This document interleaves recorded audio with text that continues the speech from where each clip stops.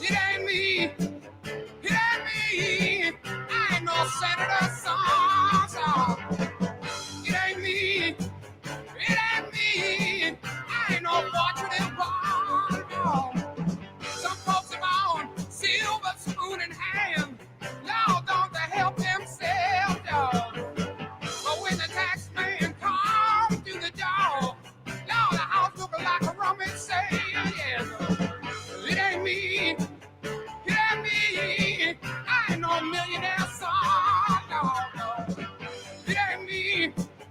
It ain't me. I ain't no fortunate one, no.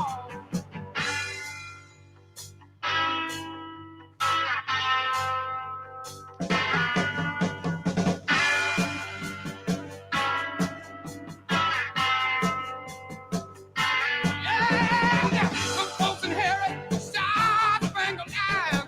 Who they sent you down to war? And when you ask them how much should we give, who's the only answer? More, yo. It ain't me. It ain't me. I ain't no military son. It ain't me. It ain't me. I ain't no fortunate one. It ain't me. It ain't me. I ain't no fortunate one. No. It ain't me. It ain't me. I ain't no fortunate son. All right, everybody, settle down, everybody. Good evening and welcome back to Talking Watches. Today is Friday, August 29th, 2025, and this is episode 1625. For those of you who are new here, my name is Tim Wright. I live stream every single day, 3 hours a day at 5 o'clock New York time. And on this channel, we dive into all things horology, the latest watch news, brand new releases, interviews with collectors and industry insiders, and we even cover live events. Now, because this is my full-time job, unfortunately, I rely on this community to keep the show alive. By sending super chats, you guarantee that your question or comment becomes part of the live stream. And becoming a channel member starts at just $4 a month.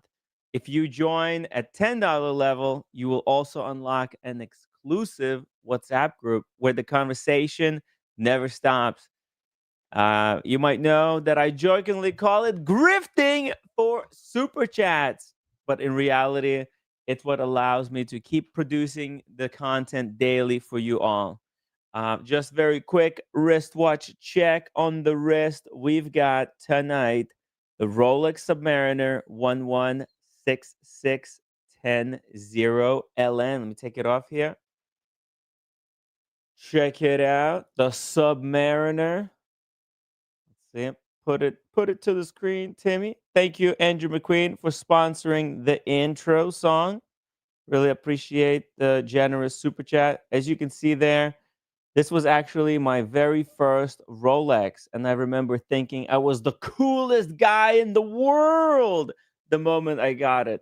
Little did I know back then just how deep this hobby would go.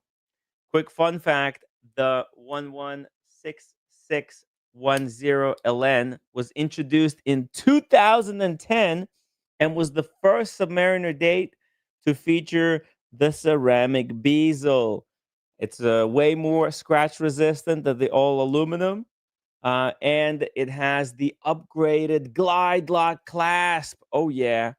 Oh, yeah. It's got that glide lock clasp micro adjustment bracelet that you could use without all kinds of tools. One of the best Rolex innovations made for comfort and fit ever created. Now, just to very quickly recap, yesterday was a lot of fun. You guys should go back and watch it. Red Shovel joined in, and he has this crazy idea of grabbing this nomadic watch that's a 80th birthday celebration of Van Morrison limited edition.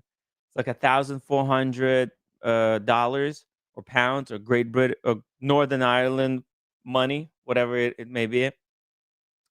And the thing is, Red Shovel, he's like a neighbor near Van Morrison, so he could maybe someday see the old chap, show him the watch, and I don't know. I think there's a lot of potential there.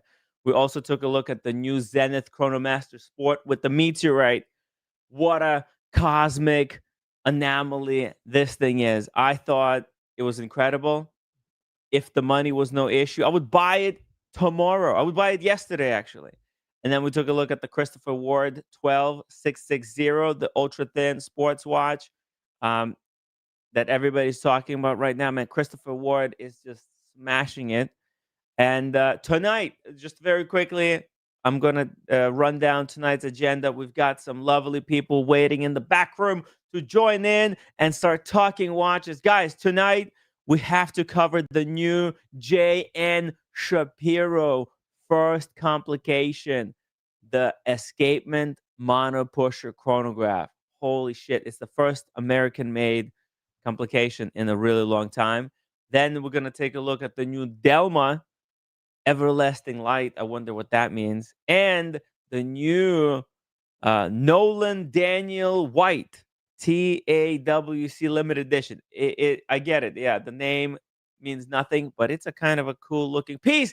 Let's get the panel on. Tim G, Double D, welcome to the episode 1625. How are you guys doing? I'm good. Can you hear me? So far, so good. So far, Okay. Because I went out and I got a totally new microphone and camera and everything. So if this doesn't work, I quit. I just quit. Dude, hold on a second. Let's see here. Yes, we're seeing you with a new angle, with the new light. It's like it's very sensitive to light, but looking good. Audio is also crystal clear. Good. Yeah, looking good. Let's see the wrist check there. Let's see it on the wrist. The Vacheron Constantin 56, correct? Yep. Yeah. That is a gorgeous. All right. It gorgeous actually watch. focuses there. Nice. Yeah, right. Your camera focuses better than mine. What's the brand? I don't fucking know, man. I don't even remember. Okay, you'll send me the picture of it after the live stream. No, it was focusing for a second there. There we go. Okay, no, it's back. Look at that beauty. Vacheron finishing, gold rotor, VC finish on the movement. One of the smoothest bracelets that you can get on the wristwatch. It's like butter. It might as well be putting butter, unsalted, on your wrist, right? Right. Exactly. Tim G, welcome to the stream. How are you doing? It's been a minute. I am doing awesome. And Double D, that is an awesome watch. You two are making watches great again. So Thank you. It's all good. You know, that 56 of yours is precious. Okay, that's like one of the nicest watches going, in my opinion. I like the black leather strap you can put on it. I like the rice band. It's probably one of the best Vacherons out there. And you know what? I think that will be discontinued soon. Okay? I think you're right. I don't think it's going to last forever. I think that they're going to do something with it soon. Yeah, I think it's the most awesome watch. One of the most awesome watches you can get, especially for the money. Yeah, I even love the movement. Okay, the movement, the Vacheron. It's the movement is a La Fleurier movement, and it's wonderful that they use in the Cartier and everything else. And they redid it and everything else. It's gorgeous, absolutely gorgeous.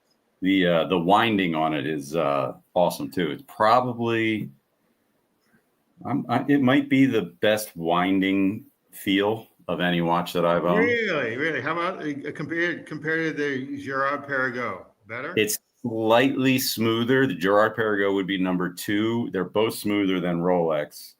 But yeah, it's slightly smoother. But I don't know if that's by design. Like Girard-Perregaux might purposefully do that. So I don't know. And Rolex might purposely do it. It's good to know. It's really good to know. But this one, it feels like you're almost not engaging it, even though you are. That's how smooth it is. You're just winding it. I was like, I think I'm winding it. But yeah, it's very, very smooth. No, I think that's done on purpose. Like if Rolex could make it any smoother, they would. I think. Just Yeah, makes sense. theirs is good, but it's it's just not as smooth. I'll let you wind it when I see you next, Tim, or something like that. But you'll see, it's you barely feel it. I would like to try it myself. That's a very fast. This is one of the watches that I know Vacheron like the back of my hand. It's one of the watches that I have never wound. I've never put on my wrist. The other 56 is the one that's the complete calendar I have. Okay. And I've got a two-hander that I've got, and that's pretty damn smooth. And the other one you have, the Traditional that you have, how does that wind? Do you still have that? Yeah. That's still. It's definitely not as smooth as this one for whatever reason. I don't know. But that one's pretty good. It's just a little more. It's just a little rougher. But so there's a little backlash right now with Vacheron Constantin, because I even mentioned this. I put money down on one of their models in Chicago recently. I never picked up, but they have my $10,000 deposit. Long story short, they're cutting back on some of their. There's a little bit of a backlash. They're cutting back on some of their newer models on finishing. Really? And it's now getting around. Oh, are you talking about that new finish on The one that I put limited $10,000 on? edition? That's the one that I currently This have is right not now. the one. That's the one that I currently have right now. Uh-huh. And I'm going to keep it. I'll give it to my Is daughter. that with the closed case back? That's a closed case back.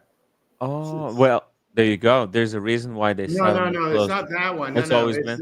It's the new one that they came out with, and they actually went up. Everything's gone up huge with Vacheron because of either the tariffs or gold increases or something. But they raised their prices like 7.5%.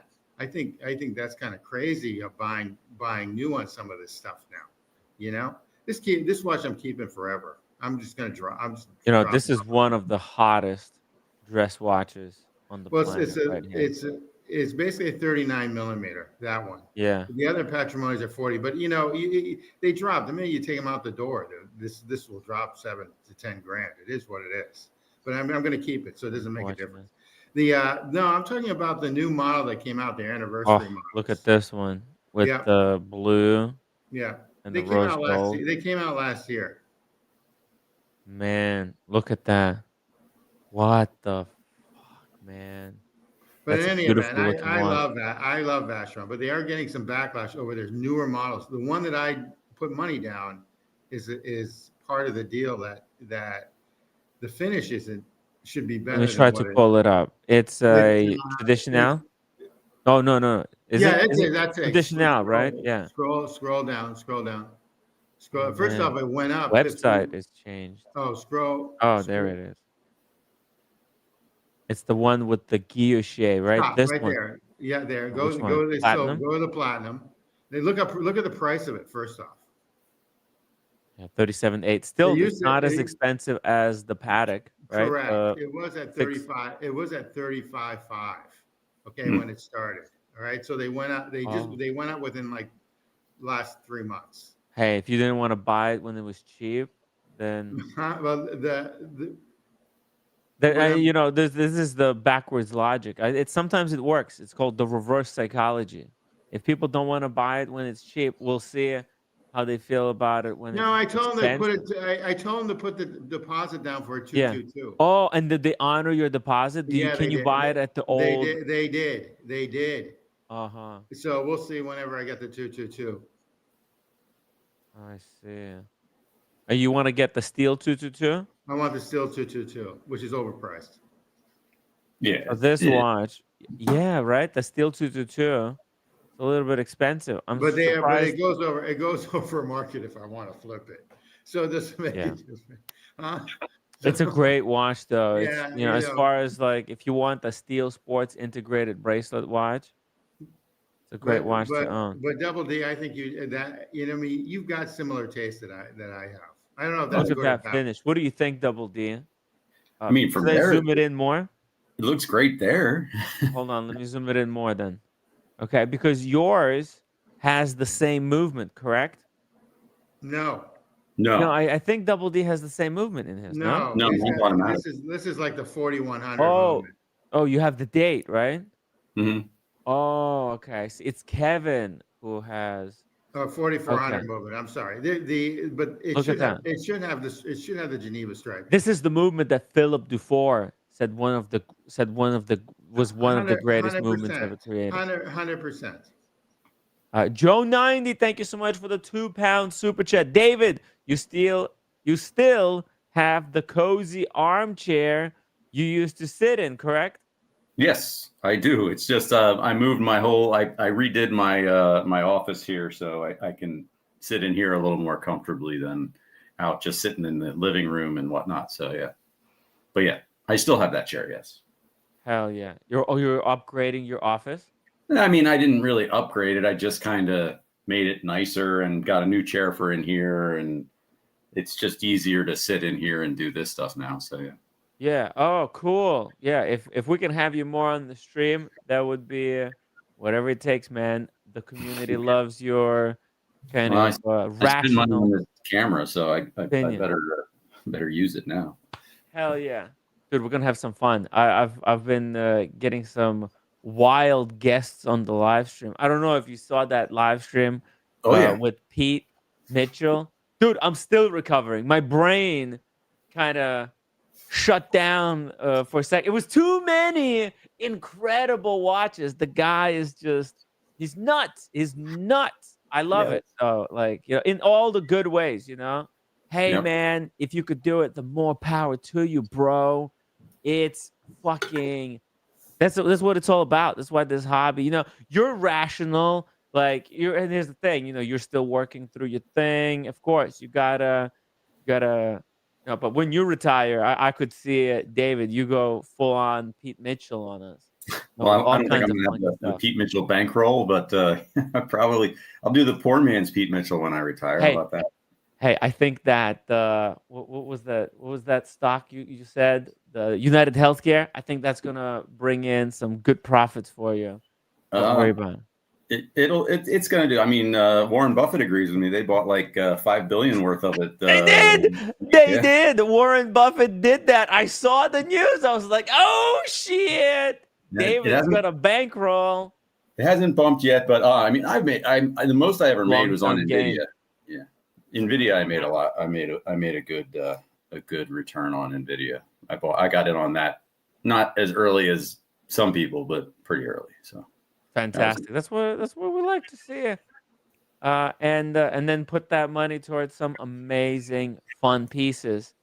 Well, hopefully, we'll have him back on the live stream, and we can nice. pick his brain a little bit more. He wanted to get some chat questions next time. So I already had a little conversation with him. We're gonna do a full-on community engagement on the round 2. Everybody will have a chance to pick his brain Yeah, because and I really liked him because he's a true collector. He obviously has the money to get whatever watch he wants, and the connections to get whatever watch he wants, and he has the crazy FP Journes and all that kind of stuff. But when you hear him talk about watches and he's going through his watches, he doesn't just breeze over the Breitling, the $2,000 Breitling that he has. He tells you the story behind it.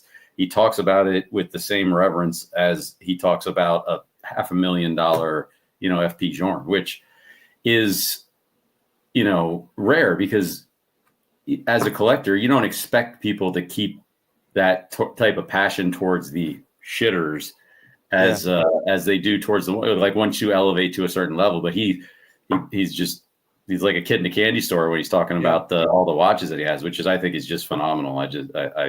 That's lost on some other people in the community and collecting and stuff. he's not one of these collector investors, right? He buys stuff that he can, and stuff that he can get allocated, and he works really hard, and he gives credit to every person that helped him get a watch.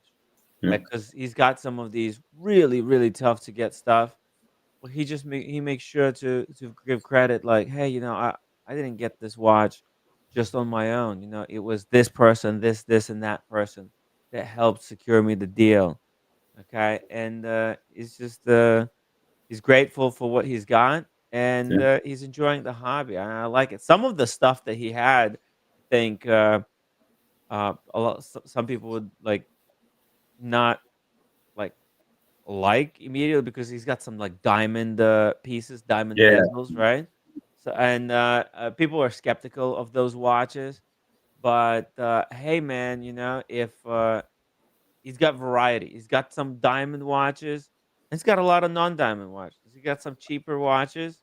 He's got some watches that express all kinds of passion. He's got those Ferrari watches. Right? Was that Girard ones? I think it was Jared Pergo, right? Yeah, Ferrari. the Ferrari. Yeah. Or was there a Panerai Ferrari too, or I thought was there?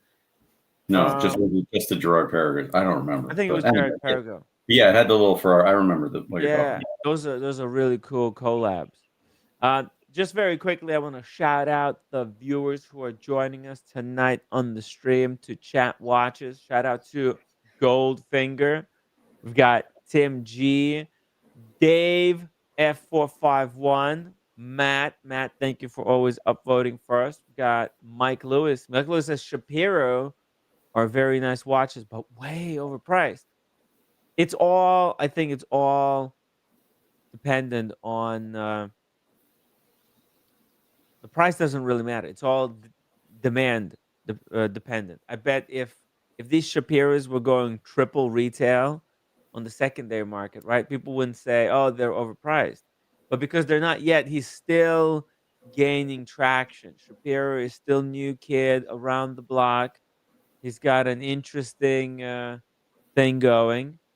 He's building up his watch facility. In fact, Cars and Chrono was just in the facility. I don't know if he's looking to buy one, but hey, if I was in Cars and Chrono's place, I would pick myself one up to support a local watchmaker. It's cool stuff. And Jan Shapiro is in an alliance with Ming and um, Fleming. The three of them kind of collaborate a lot because they use each other's resources. Uh, Good to see James, the advisor, in the chat. Now you're talking, Tammy. The Guilloché is absolutely incredible. I would say the best in the business. The back plates take him 40 hours to introduce the Guilloché on the plates. Oh, yeah. This is, I think Jan Shapiro is probably second, possibly second or third greatest Guilloché in the world right now. And some of the stuff he's doing, especially his Infinity Guilloché, is the top level. I don't think anybody else can has come to the same level to be able to compete with him. We'll take a look at all of this stuff right now. Kaloy, good to see you. Thank you for the upvote. Andrew McQueen, again, thank you so much for the super chat. Double D, it's 5:01, I guess. That means no show. Tim is never late. Hey, I made it just in time, man. I was scrambling over here last minute. Dude, I was so pissed today. I was installing a printer for this lady, and it's like the heaviest printer on earth. I don't know what they made it out of. It weighed more than the sun. I was just like fucking carrying this thing, almost broke my back. And it turned out at the end, she's like, "Oh, I installed it, everything." And she's like, "Oh yeah, where's the scanner in this thing?" I'm like, "Wait a minute. Whoa, whoa, whoa, whoa. Scanner. You never said anything about the scanner. What? You needed a scanner?" Like, "Yeah, I thought they all came with pre-built-in scanner." Fuck. So I had to pack it all back up and return it. I am I'm destroyed basically. My body destroyed. I just cooked some dinner and just fucking ate and watched some League of Legends. I was just devastated. It was devastating. So I have to return it and then get a new one. What a disaster, guys. Total waste of a day. David H, thank you so much for always upvoting. We got Ray in the chat. We'll have to take a look another look at Ray's collection there. He's got a sick collection that he took a picture for us. Kevin Hawthorne, Philip Habushar, good to have you. Guys, let's do this. Ooh, MD Chess says Fubu is up 150%. Well, it's great if I wasn't down like thousands and thousands percent. Yeah, when stocks go down to $1, it's not hard to go up 150%. Yeah, dude. That's just it might go up and then back down by 200%. It's wild. I bought it at $34 a stock. That was never get. I think I'm never getting that money back. Then for a second, I thought when Disney bought Fubu, I thought there was hope. They were going to do something, but it's just I just don't know what's happening there. Hey, also good to see Black Dial from Germany joining us tonight. What do you guys think? JN Shapiro, have you heard of this watchmaker? I know he's out of basically my price point. David, he might be in your price point, but you're like, I don't know if you want to spend 100 grand on the watch. Like you would really. I'm flattered you think my price point is $100,000 for a watch. Well, listen, if you really wanted to, you could, but it's financially irresponsible. I get it. Yeah, that would be very irresponsible. Yeah. Yeah, you're not Tim Wright, but no, I'm not going to get drunk and go buy this one. But the only thing, how big is this? First of all, let's take a look at it. It's 39. 39. Okay, good. Oh yeah, 38.5. That's a good size. So I like that. What's 10.7 thickness. It's not bad. Right? 316 stainless steel, blackened zirconium with progressive basket weave, subdial with the infinite weave, monopusher chrono, and this is the brand new in-house movement. Now, the only thing, the movement, might be a little bit small. And also, it's a part of Ming. If you read the article. Yeah. Oh yeah. It's like Ming movement. Oh, that's what it says. Yeah. Okay, hold on. Let's watch. It was made for investors that wanted a watch like this. Yeah. And so he made, and it's only for 35 pieces. I think it's pretty much already sold out. Okay, so here's what it says. One of the issues with using, okay, here. Hold on. Where's the movement? Yeah, there's a giant plastic fixture in there. There's a giant plastic insert, you think? Oh my God, yes. Okay, so this is what it says. The watch measures, we know. Okay, it's powered by, Le Journe, wait. And it's powered by Le Journe 5000 for Ming. Based on techniques, horology applique, monopusher movement. So step back. Go slow. This was for Ming, the movement, and then they put it in this watch. Was that my understanding? Powered by Le Journe. Oh yeah, I guess so. So based on techniques, horology applique. So THA, it's a THA monopusher movement. Okay, that powers things like the original and beloved Cartier Tour 2 monopusher. Fuck. Which had a reason for being that small, which this does not. Yeah. Well, they made it a small wearable watch. I guess that's the reason. I guess maybe it's a little bit too small. Yeah, the movement, right? Because that. Let's see the Cartier that this is based on. Let's see here, Cartier Tour 2 monopusher. That's the one that FB Journe helped develop, correct?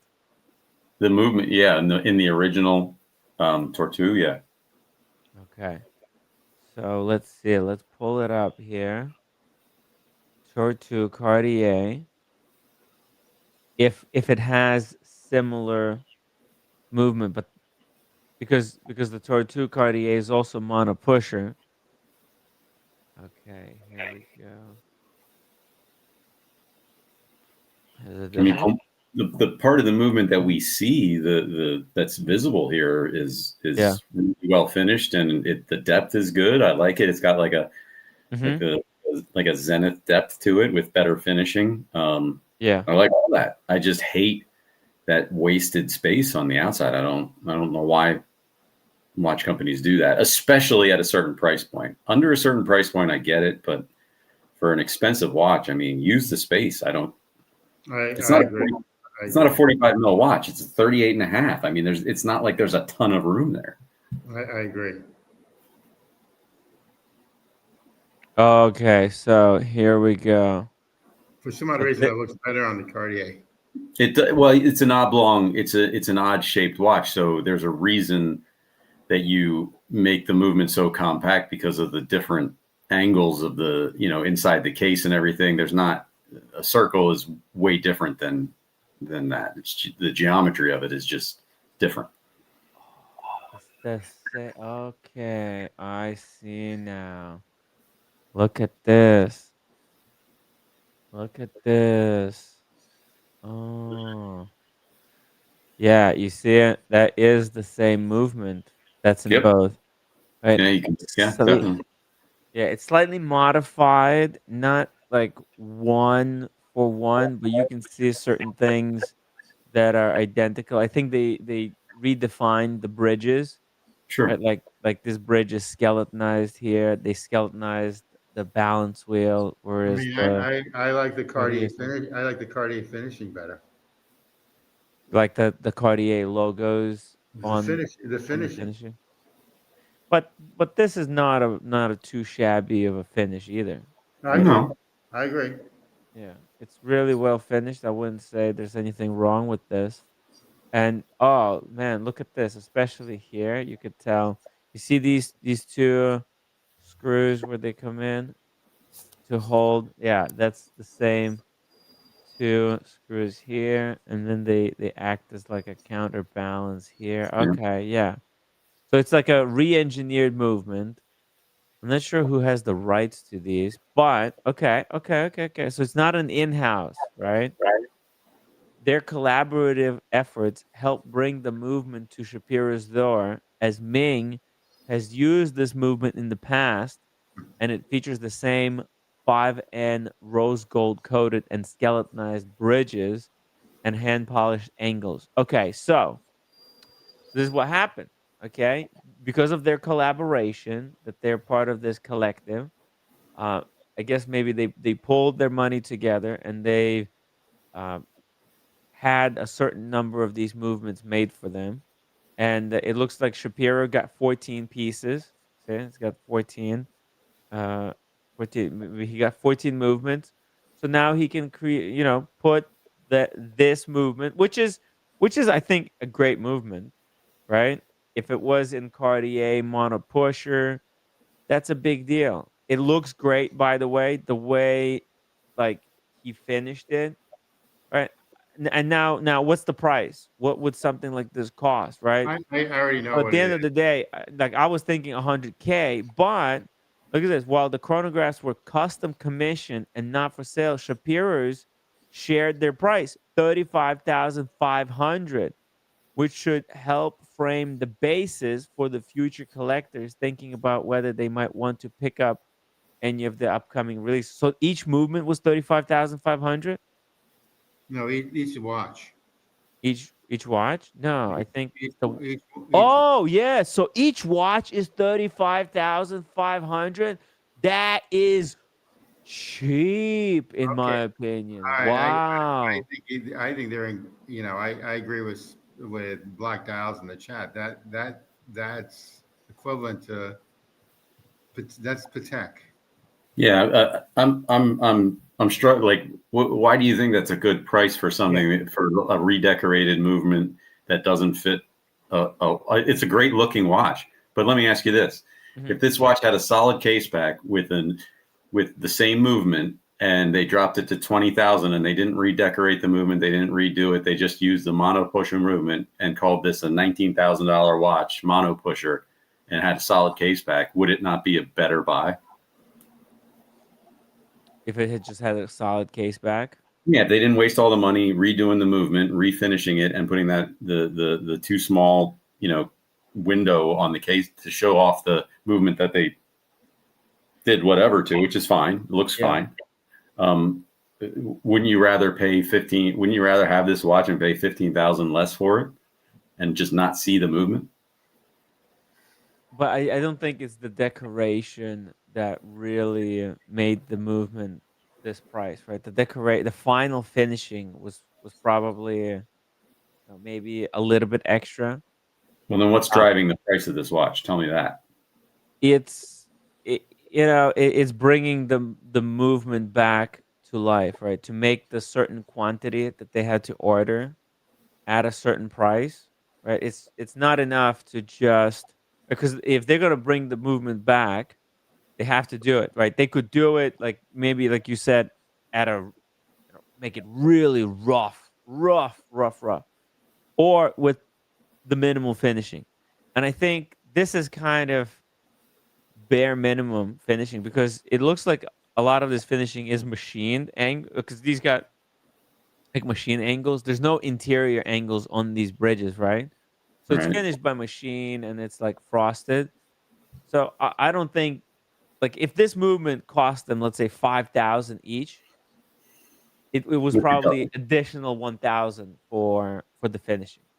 All right. So where's the remainder of the $30,000 going? Turn it around. It's the dial. It's the dial. Yeah, it's the hand Guilloché, because this is basically you get the movement for free, because Jay and Shapiro's watches. Okay, let's take a look here at his regular production watches. Okay, He's got one right now that he's selling that's pretty reasonable. I think it's in like $20,000 range. Yeah, if you order 20. Okay, let's see here. Look at this. This one right here, just a 3-hander, which I would probably prefer. He's got similar type of infinity on the sub-seconds, and let's see what the price here. 26,000. Yeah. And this has got the Le Journe F200. Okay, so the chronograph, that's the chronograph bump, the extra 10,000 for the chronograph. It's a closed case back.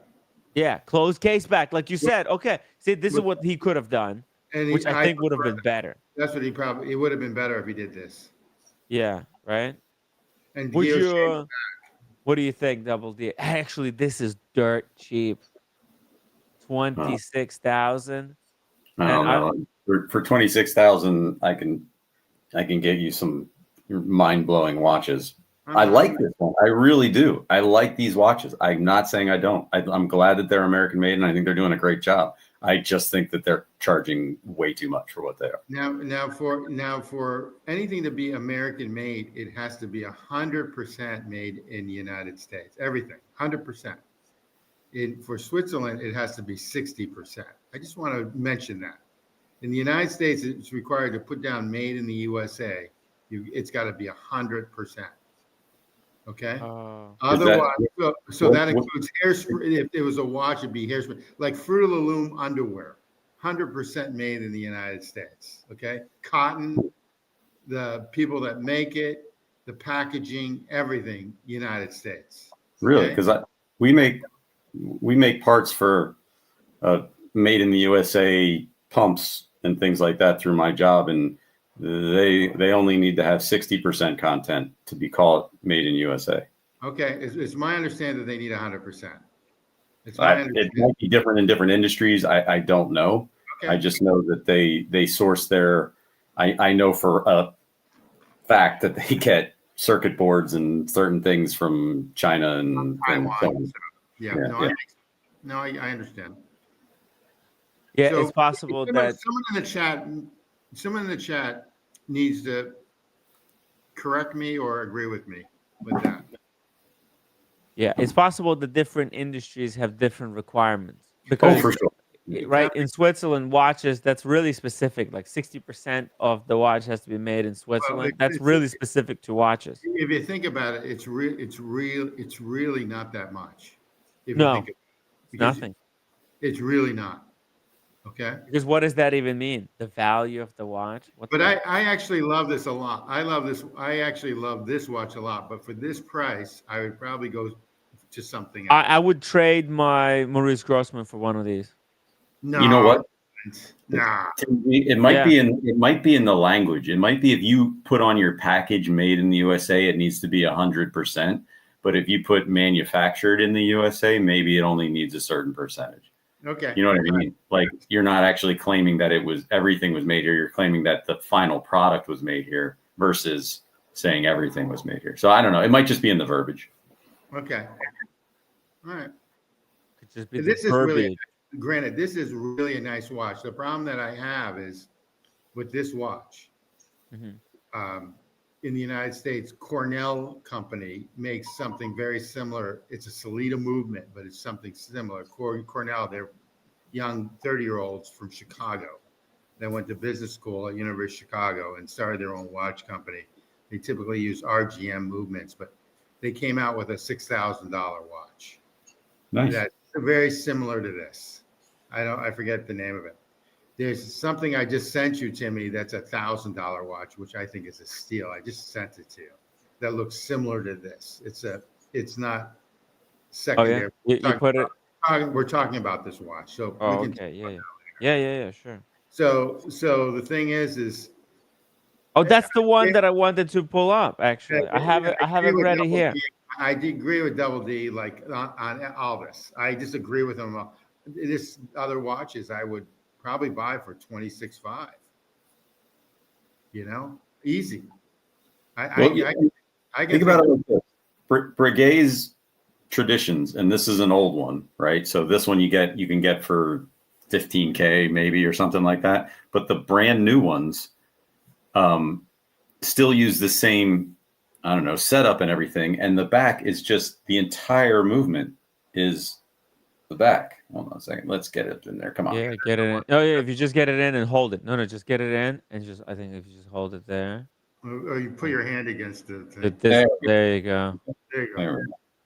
So you see what I mean? Like this is a brand new. These are what, 30, just under 30, maybe. And so I guess the problem is that that's the sandbox you're playing in. You know what I mean? Like you're really going to put these up against, Breguet dress watches and stuff. I don't know. That's a good point. I agree. Or even a Vacheron. Yeah. Okay. Absolutely. The only reason I mean, that's the issue. And the other thing is what's going to happen when you want to service this thing? Hey, everyone. Le Shapiro, it's fine. Anybody can do it. You're right. Speedy, horrendous, $5 super chat. What's up, Timbo and my buddy Double D? Good to see two of my faves together. Happy Friday. What about Tim G? He's not your favorite. He doesn't like me because of the slight of the Mexican jokes. Well, he didn't specify which Timbo, so I mean, maybe he was talking. Oh yeah, actually, there's two Timbos. It's all good. I have no. Could be the other Timbo. Tim and Timbo. Timmy and Timbo. There we go. That line is pretty huge, Timmy, so it doesn't make a difference. Yeah. It is what it is. You know why I like this watch is because it's American, and I think that's pretty cool to support American made. Shapiro is the first of kind of watchmakers to give this business a go. I think it's the Roger Smith of the United States. Yeah, he's giving it a go. He's got the tools to give it a try. I mean, yeah, you guys are saying, yeah, this is expensive. Tim, like, what the fuck? How are you promoting this on the stream? It's kind of irresponsible. However, let me show you something. Jan Shapiro, let's go to his Instagram account, okay? That's where you guys can follow him. Interesting stuff, all right? JN, 1 second. Here we go. Let's bring it up here. Check it out. This is the workshop. Let's see. Can we see a video? Here, check this out. This is the guys working in the studio. He's got some staff now. Look at those tiny little. Look at all the instruments that they got here. They're Yeah. trying to figure out the angles and everything. Well, Tim, you brought up RGM just a little while ago with the RGM movement. And how did the pricing and everything compare? Because that's really the one-to-one, right? RGM is doing everything here and in-house, and the Guilloché and all that stuff. Double D just came up with. I just opened my memory here. They just came out with something that's similar to this. That's like 15 grand. So RGM, they just made their own watch. Made with their own movement. Yeah. However, the difference between RGM, I would say, it's got the Guilloché. Well, the thing is, J.N. Shapiro himself does the dials here, whereas RGM, Roland, he's running the company, and it's a tough thing to do. I think this is their new watch, right? The model 801. Yeah, this is the movement. Yeah, Lancaster, Pennsylvania. Incredible stuff. Look at that beautiful open case back. It's like, Tim, we're not seeing it on our screen. Oh, you guys can't see it. Oh, there you go. Okay, there you go. There you can see it. There it is. It's got the Breguet hands. Beautiful open case back, right? It's a full open case back. Yeah. It's massive. Massive thing. Beautiful finish as well. No, they're doing a fantastic job. It was very cool to visit their workshop as well. They're not doing the same kind of Guilloché dials though, right? Like it's a great dial that they've done. Fantastic. If we're talking Guilloché against Guilloché, I think James Shapiro does better Guilloché. That's possible. Yeah, sure. But they it's do also better custom order $20,000 less. Yeah, exactly. That's the thing, right? Like if you wanna save some money. Yeah, I think that's 15.5 that watch. Yeah. So Tim, I could buy that and my Breguet for less than one of those J. Shapiro watches. Just throwing it out there. It's it's all relative. I know, but I just think that the way J.N. Shapiro is building his business, his collection of watches, it's a little bit more in line with the way other big, super successful watchmakers do. Right? J.N. Shapiro is akin to Reshepin, or Roger Smith. Like he does it in a really restrained. RGM, they do a lot of like this custom work. It dilutes the collection because they do so much custom work, right? You do custom work, it's somehow it's I know I didn't make the rules, but it's kind of a little bit frowned upon. I guess like think about it. AP will make a custom piece for you, but you have to be some type of celebrity. It's really tough. Yeah, and I'm not arguing that. I mean, it's personal preference and things. Like I like the look of the Shapiro one better than most of these. I think some of these are good looking, but a lot of these are custom. Yeah. Yeah, a lot of these are big for me anyway. See that blue one on the left right there? That's Guilloché. See that? This one on the right. On the this one? Yeah. Yeah. That's Guilloché there. It's some good Guilloché actually. And I think that's with the Salida movement as well. No, on the cheaper ones they use Salida movements. Yeah, which is fine. Yeah, it's kind of like what James Shapiro does, right? With this. And James, the advisor, is making some good points in the chat and everything, and I agree with you. I'm just saying I'm not seeing $20,000 more. I'm seeing, if Shapiro ones were 20 grand and these were 15, I'd be like, yeah, okay, I get it. The Shapiro has a better name. Everything's in-house. They can charge a premium and stuff like that. But a premium is not $20,000. Premium's, anyway. No, look, it's what it is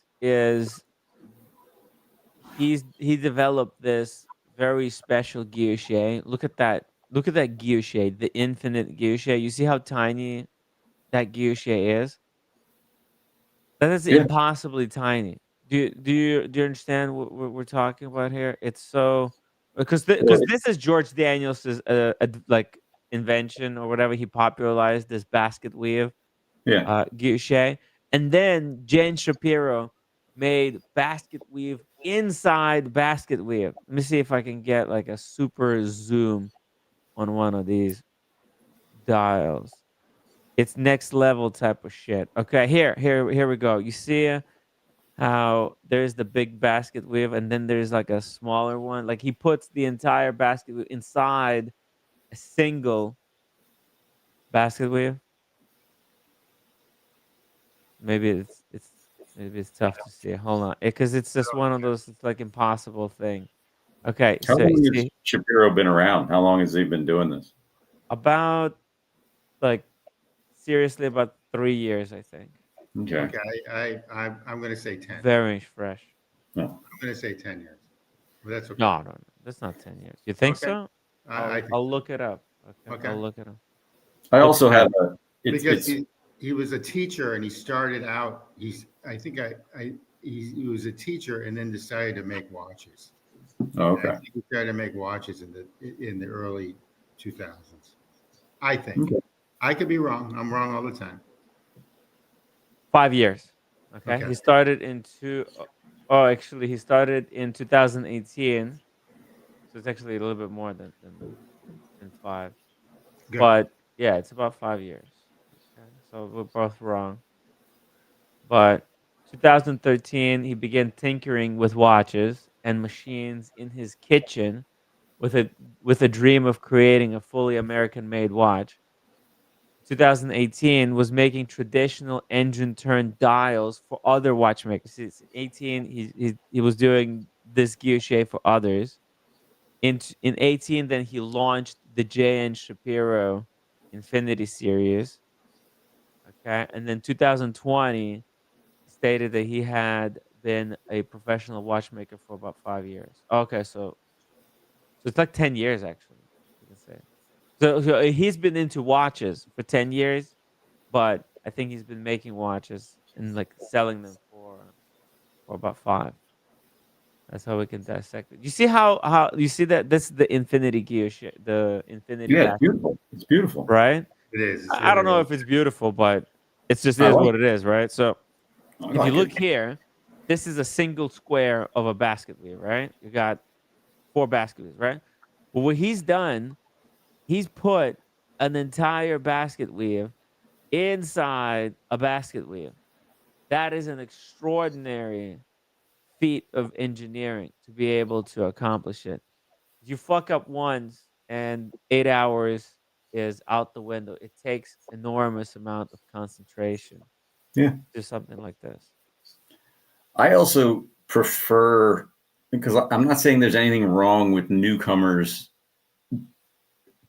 getting, hype and scarcity and all that kind of stuff. But me personally, I prefer when scarcity is kind of naturally formed over a long history or a long career. Like a sports analogy, I never get on board when, the new person is going to be the next Michael Jordan or the next thing. I wait till they've been in the league for 10 years and then I, start to like them or see them do more things. So all the watches that I buy, and it's no secret, it's just they're all historic and all that kind of stuff. It bugs me when people like, Richard Mille come on here and be like, hey, we could make 1,000 of these, but we're only going to make 10 so that you pay $1 million a piece for them. Yeah. And you're generating hype. And I don't find that sustainable or attractive in companies. Well, that's the thing. That's the thing with J and Shapiro. Why they're so expensive? It's not because of artificial scarcity. It's because of the natural scarcity. There's just so many of these dials that he can create. So every J and Shapiro watch has guilloché that he himself has put on the watch. Right? So these are limited to 14 pieces because you could only get 14 of those movements, but also there's only so many hours in a day that he has. Like if he got lucky, then it took him 14 days, 8 hours a day to make. So basically 2 weeks. Right? He spent 2 weeks making the dials for those watches. I get it. Right? I'm just saying, like, I'm only now Yeah. getting on the FP Journe band. You know what I mean? Because they've now put in enough time and shown enough that I can be like, okay, they're here for real, and they're the reason that their scarcity is because they produce a certain amount per year, and that's their motto, and they're not doing it, you know, nefariously or anything like that. No, you know why FP Journe is not producing infinite amount of watches? I just found this out yesterday. You know why? Dude, you're not gonna believe it.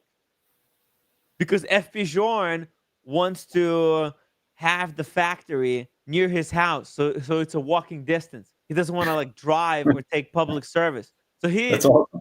Yeah. So he said, I'm gonna do watches in my factory. I'm not moving. You know, there is so much pressure on him to get him to move to a new facility and open up the production. He said, I'm not doing it. I just want to live in peace. He's got such his a house. maniac. Yeah. Such a Yeah. maniac.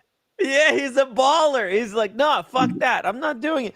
Because you know, the more watches you produce, the more you dilute yourself, right? The less effort you put into each watch. And the way his watches are is he has each watchmaker, individual watchmaker, like these grandmasters. They have only the best watchmakers at FP Journe. Right. And these guys work on each piece individually.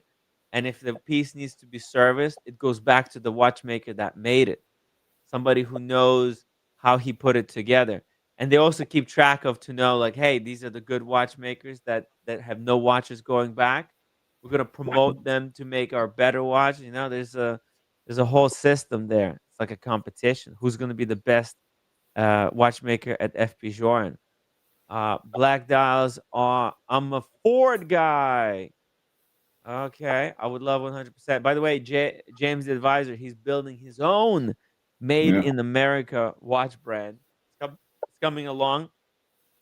There's been few setbacks, but every business before it launches has some issues. So, but soon it's coming out. It's just like we're weeks, if not just a handful of months, just in time for the tariffs to really kick in.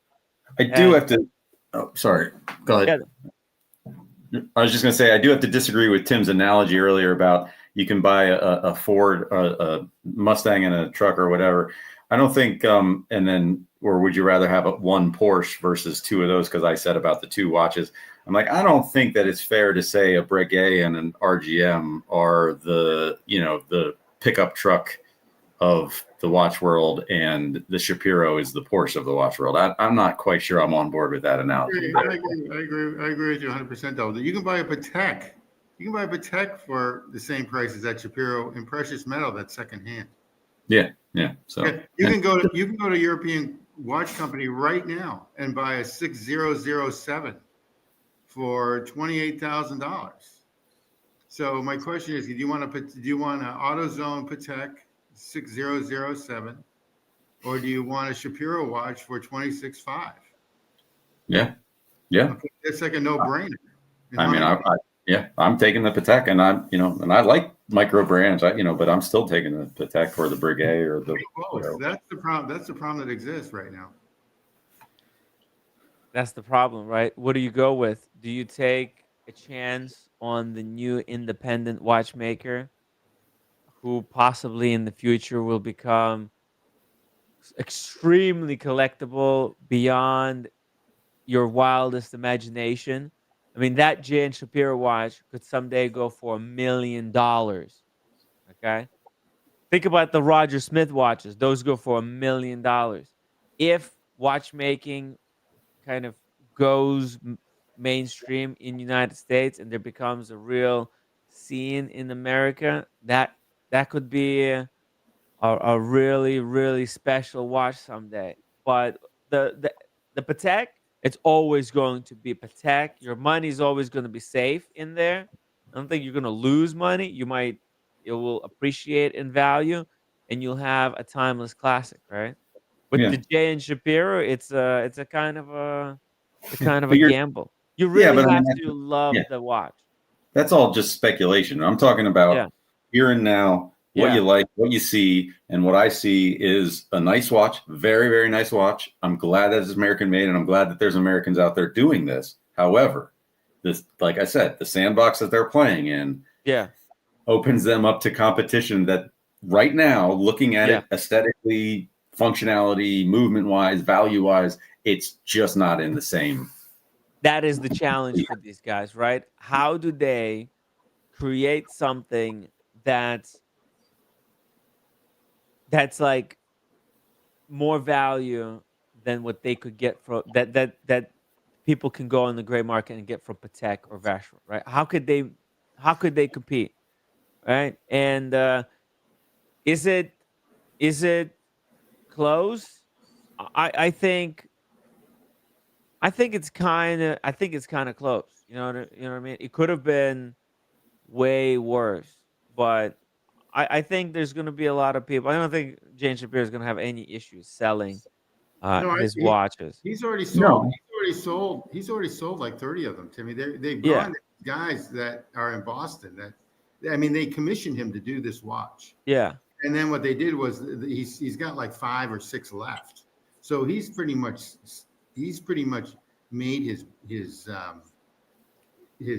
money on this thing. It's not like hmm he hasn't. yeah, yeah. They He's literally went already. to him and they commissioned him to do this watch, which I get a kick out of because it's almost like a bunch of investors going in and saying, "Hey, we Yeah, want."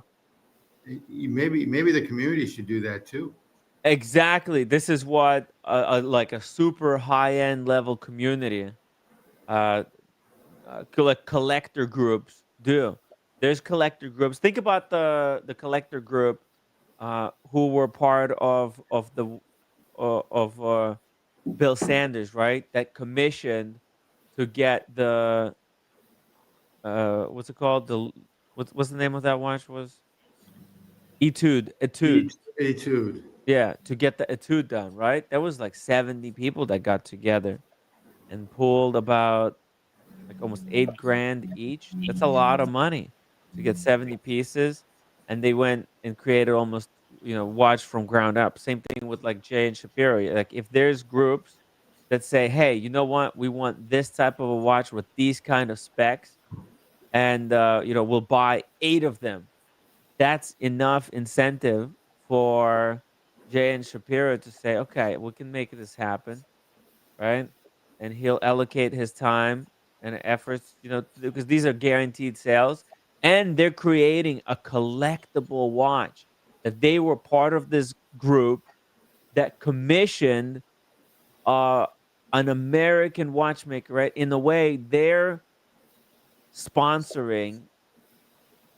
It's like the Medici's. You guys know about the Medici's family, right? In Italy, the Medici's, they're the ones who paid like Da Vinci and all these different artists, Michelangelo's, right, of the world. Like Michelangelo, Da Vinci, these guys weren't working for free. They weren't just like volunteers.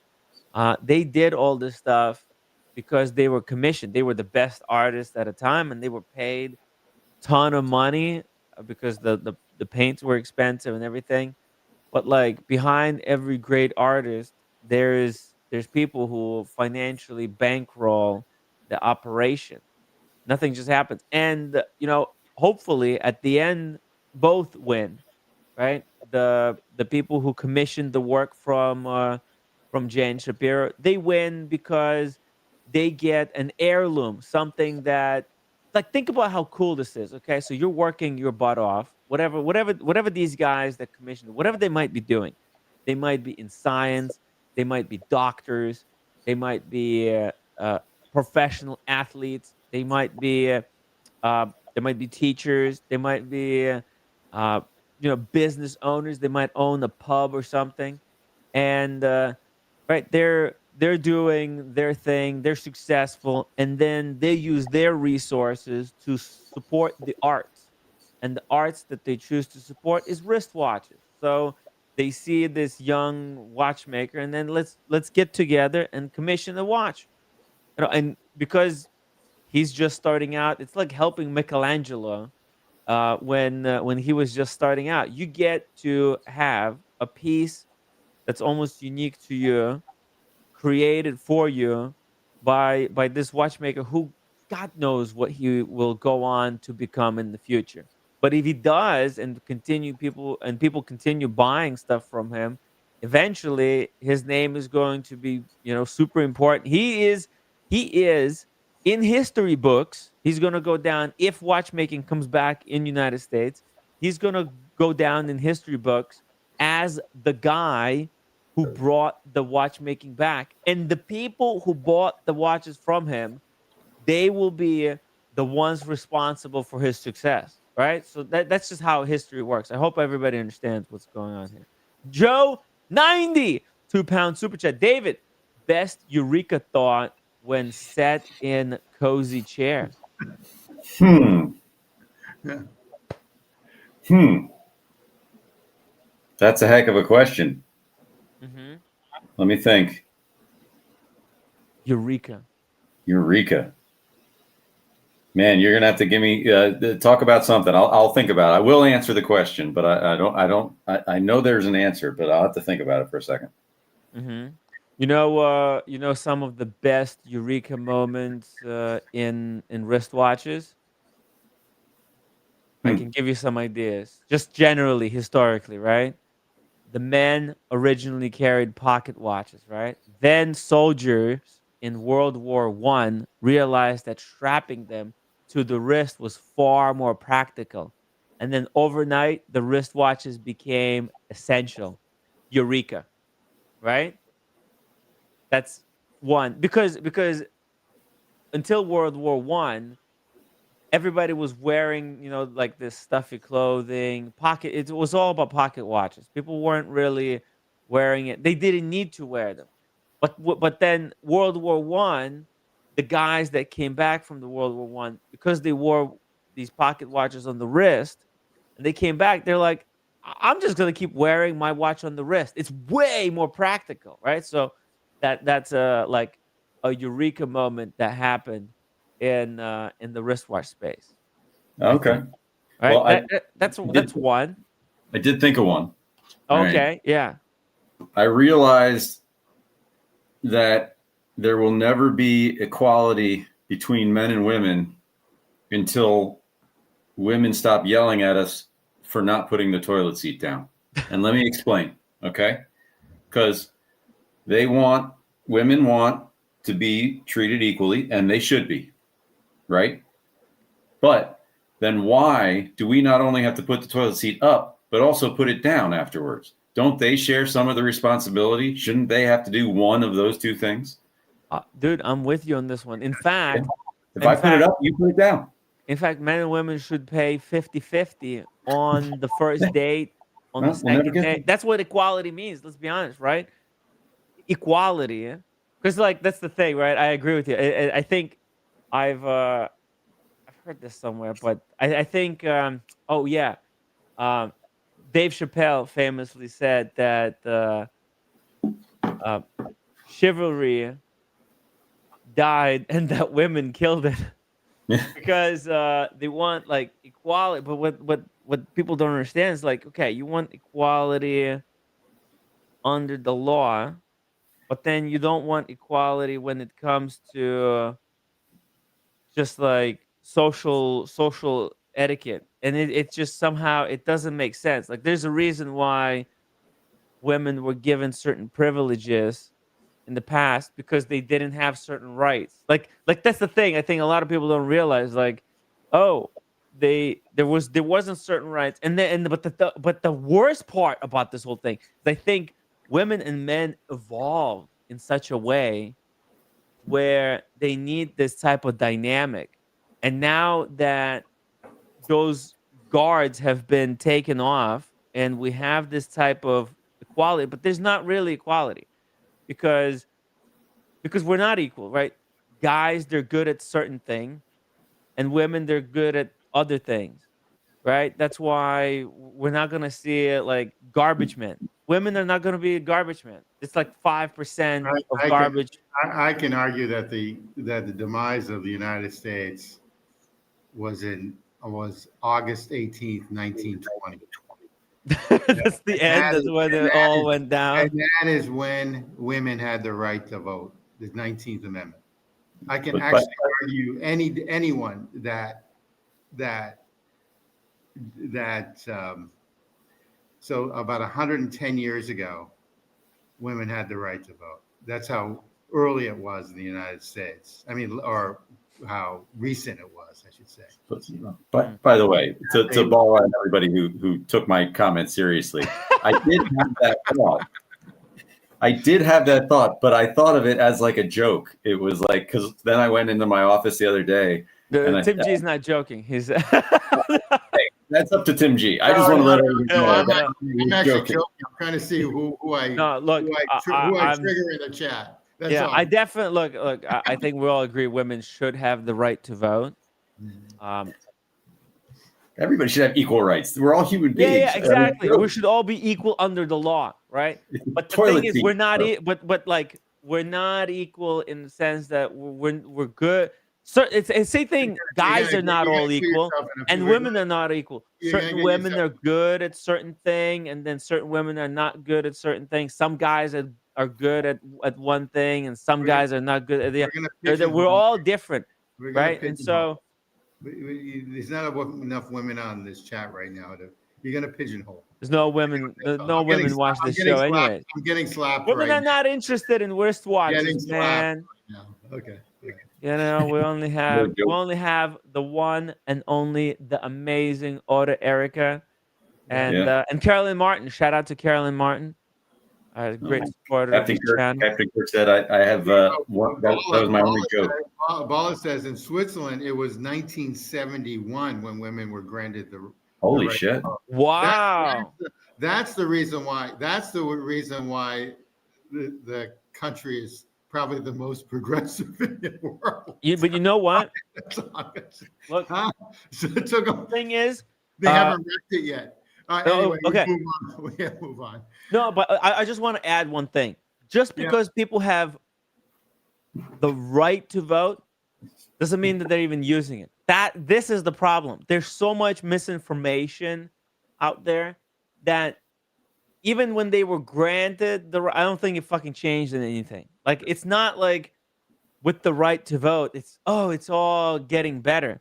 In fact, the more, like, I understand everybody should have the right to vote and participate, but the problem is there's so much money and so much misinformation in the politics and how people are being manipulated to vote for one candidate or the other, that at the end it just all comes out in the wash.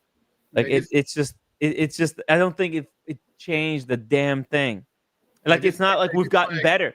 Think about it. Back in the day, one guy could work in a factory and support a family of 3. He would have a wife who could stay at home and 3 kids, 2 dogs, a cat, and everything. And that one guy.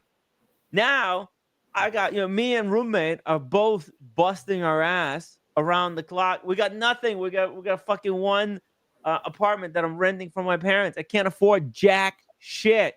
How is this better? How is this better for everyone? So unfortunately, there's forces that are more powerful than this, the democracy. And it's been already kind of proven that just because majority of people in society want something, it doesn't mean that those laws get passed. Like, it takes, like, to pass a law in the United States, like, it has to be an overwhelming majority, like something like 70% of the population have to want something.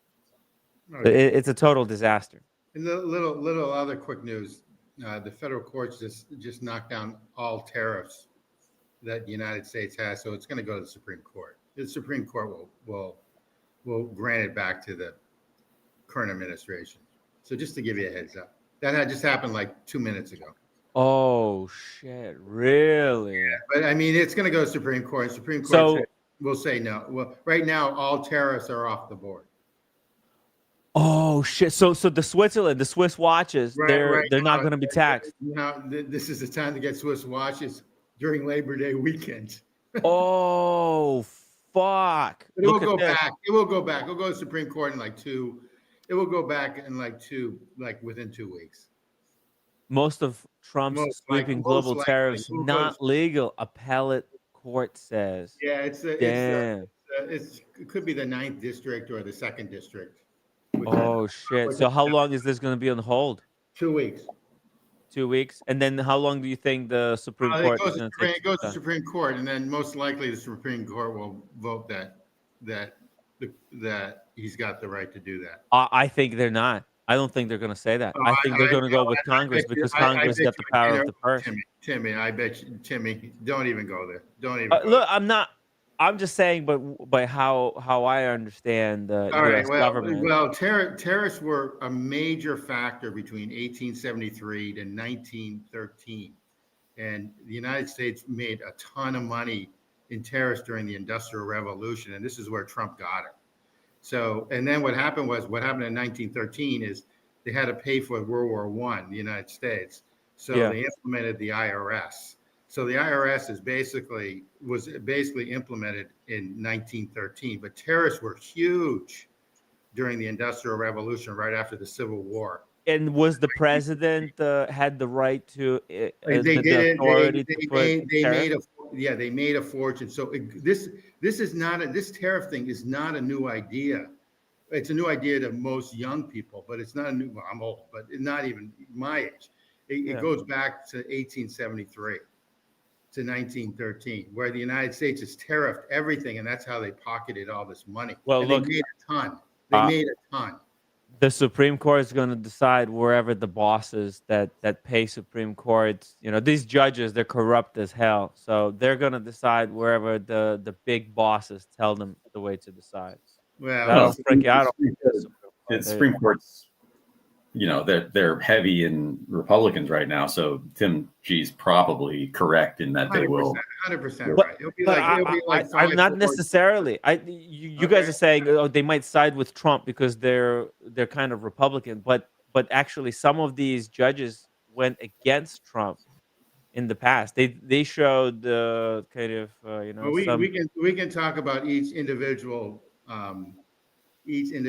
Supreme Court member also, because I think like Roberts, I don't know, but we're diverting, so I don't think. Okay, let's. Okay, look, it's just we'll see how it plays out. It's breaking news. I think it was important to bring it up. Speedy Hernandez, $10 super chat. Dear God, no political talk with Tim G. I'm trying to stay civil, but the stupidity is contagious. So I'm trying to protect everyone. Okay. Well, no politics. Hey, we got the $10 super chat, Tim G. You did your job.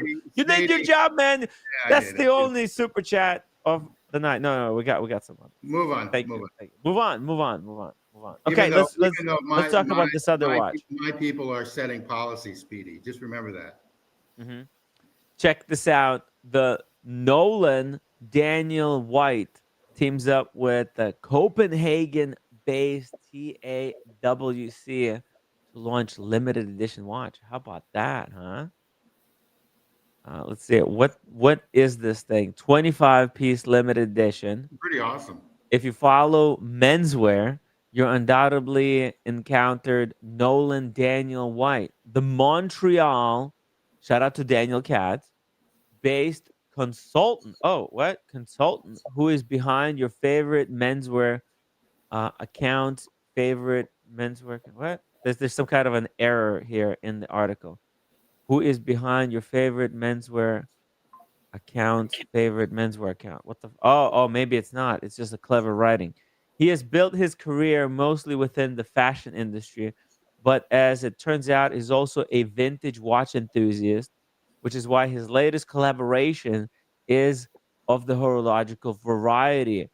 White has announced a limited collaboration with Copenhagen's based design studio, producing 25 pieces. And they thought that this was news worthy of covering in Hodinkee. How connected is this guy? I know, but this is a beautiful watch. Look at that. Absolutely a gorgeous. I think it's a pretty watch. Holy shit. That is a good looking watch. Very, very classy. It's very much modern. What's needed now. kind of looks like that brand that Daniel Katz really likes, right? The Furlan Marie, right? Classy, dressy. The case looks to me a lot like Calatrava, but the size has got some presence to it. Yeah, I think it's really, really nice. Really nice. Yeah. Try to guess what the price is, guys. You're never gonna guess. Looks like Ming. You reckon, Johnny? I think it's more of a Furlan Mari. Let me show you the Furlan Mari. Furlan Mari watches. Look at this. It's like 1 for 1. Oh, not the Disco Valente. It's the other one. Oh wow, this one is identical. Dude, look at that. Different lugs, though. Right? Different lugs, yeah. Yeah, different lugs. Right, different lugs, but very similar. In fact, that's more. This one's more with the Calatrava lugs. Mm-hmm. I love the flat case. I do too. Looks very 5196 case, and we don't have no case back information. Very Art Deco, 25 pieces. Let's see here. It's a 37 mil, just like the Calatrava. 10 millimeters thickness, solid 925 sterling silver case. Boom. I don't think you guys saw that coming. It's a silver case. Huh? Really nice. And as you can see, this one in the image, it's already got some patina developing on it because silver tarnishes over So time. how does silver silver will scratch? It's going to be obviously heavy. That's actually really nice. I'm surprised more watch companies don't make their cases out of silver. Yeah, it's a soft metal like gold. I mean, it's not something that people work with. Like Tim said, it tarnishes. It doesn't mix as well with like alloys and stuff. So I don't know. It's just not a metal that's used in manufacturing very much. What's the movement? I mean, bless you. What's the movement on this? So there's another watch that's made of silver. Is the Tudor Black Bay. We'll take a look at it in a second here. What's the movement on this? What's the movement? VH31. What is that? Whatever that means. Yeah. Let me see here. Movement. Powered the watch is the caliber VH31. This is going to sell out because the price is reasonable. $925. It's cheap. It's cheap as chips. How is it so cheap? How is it possible? I don't know. What does TAWC stand for? Oh, it's that company. Yeah, Tudor does, like Dave451 says, Tudor makes a sterling silver watch. Sterling silver is not, if you're going to make in my opinion, if you're going to make a sterling silver watch, why wouldn't you make a stainless steel watch? Sterling silver is not precious, and stainless steel is more durable. So it looks the same, and yet I don't understand why sterling silver is used in jewelry sometimes because it doesn't, people aren't allergic to it.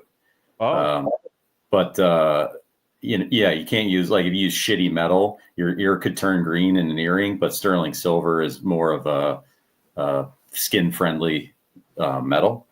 But that's the Tudor back of the silver? Yeah, look how it yellowed. See? The color of the silver. I guess that's a good idea, David. If somebody's allergic to steel, that's a great alternative. Plus, there's so many steel watches out there, right? These brands, they're trying to differentiate themselves from each other. Like, what makes their watch stand out compared to competition? That's the problem that exists. Every dive watch looks like a Submariner now. Yeah. All right. I mean that's a Submariner. Even though that is a Tudor, I mean, I get that. I get same lineage or family. I get that. But I mean, everything looks the same. It's the silver. And stand out is pretty unique. that Shapiro watch maybe is a little more unique than a typical watch. Uh-huh. Everything looks like a AP now. Everything looks like a Submariner now. That's why a lot of people are going with these new experimental brands, right? Like that Toledano and Chen. You saw the Toledano? Remember the Toledano? I do. Toledano and Chen watch. Check it out. This is why a lot of people are drawn to stuff like this because how different it is from No, everything else. that to me is more jewelry than a watch, even though it is. I like it. Okay, Yeah. it's not me. It's Daniel. Daniel Katz could wear that. Shout out to Daniel Katz. He's a little bit sick, he No, said. that's not good. Yeah, what? Katz. Sean could Get well soon. Sean could even wear this. Sean could wear this. Even Good. Mike Lewis could wear this. Mike Lewis easily. I can't see it on Double D's wrist. No. No. This is not my jam. Dude, I mean, Double D, you're jacked now. I don't know about that. You're working out like a son of a gun. I mean, you look good. I mean, I'm not gay or anything, but you look good. Inspiration. I mean, even if you were, I'll take the compliment. I don't care. Yeah. Tim G is a good-looking guy as well. Well, then that makes it even more meaningful. Oh, Yeah. Yeah. I remember.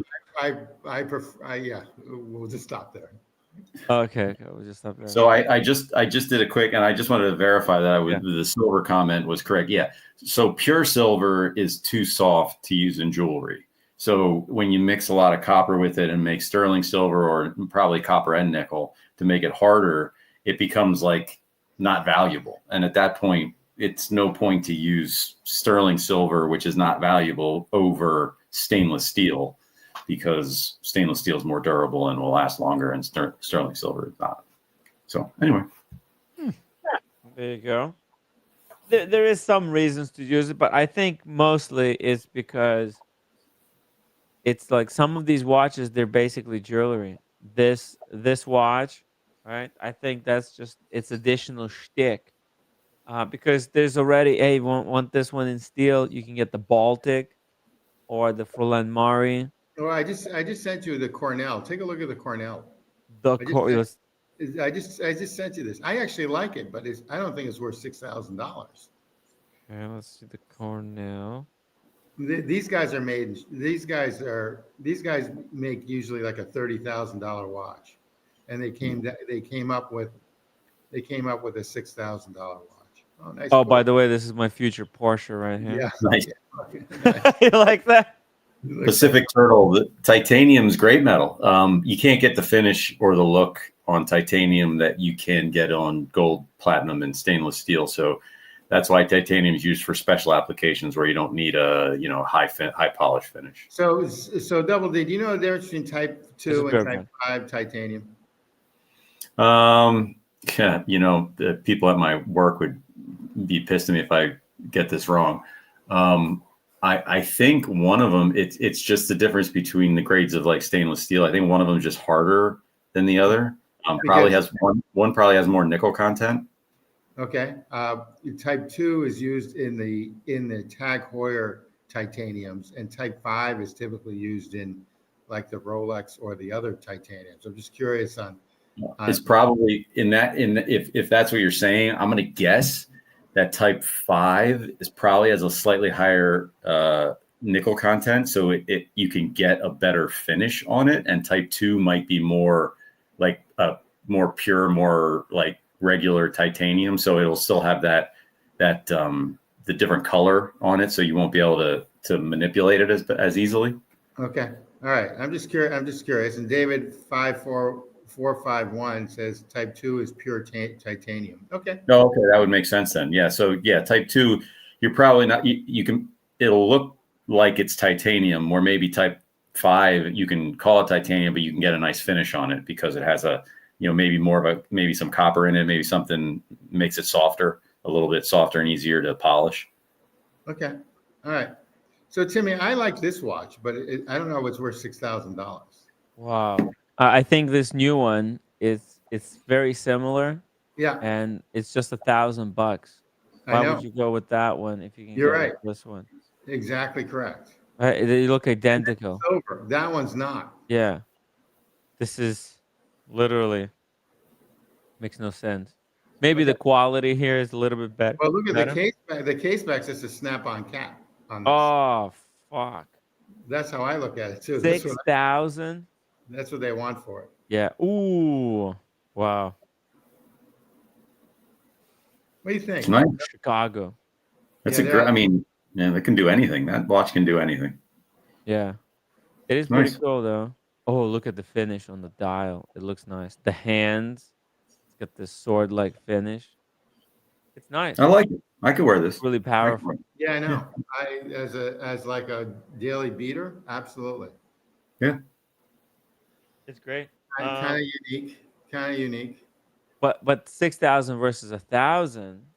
Yeah, yeah. Still, I agree. I agree. wow.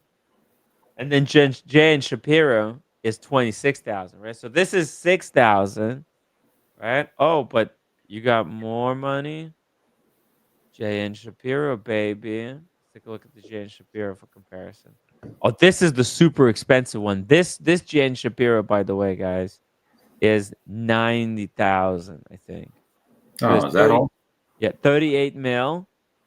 It's $85,000 if you spec it out to the max in rose gold. See, this is in the camp of Wow.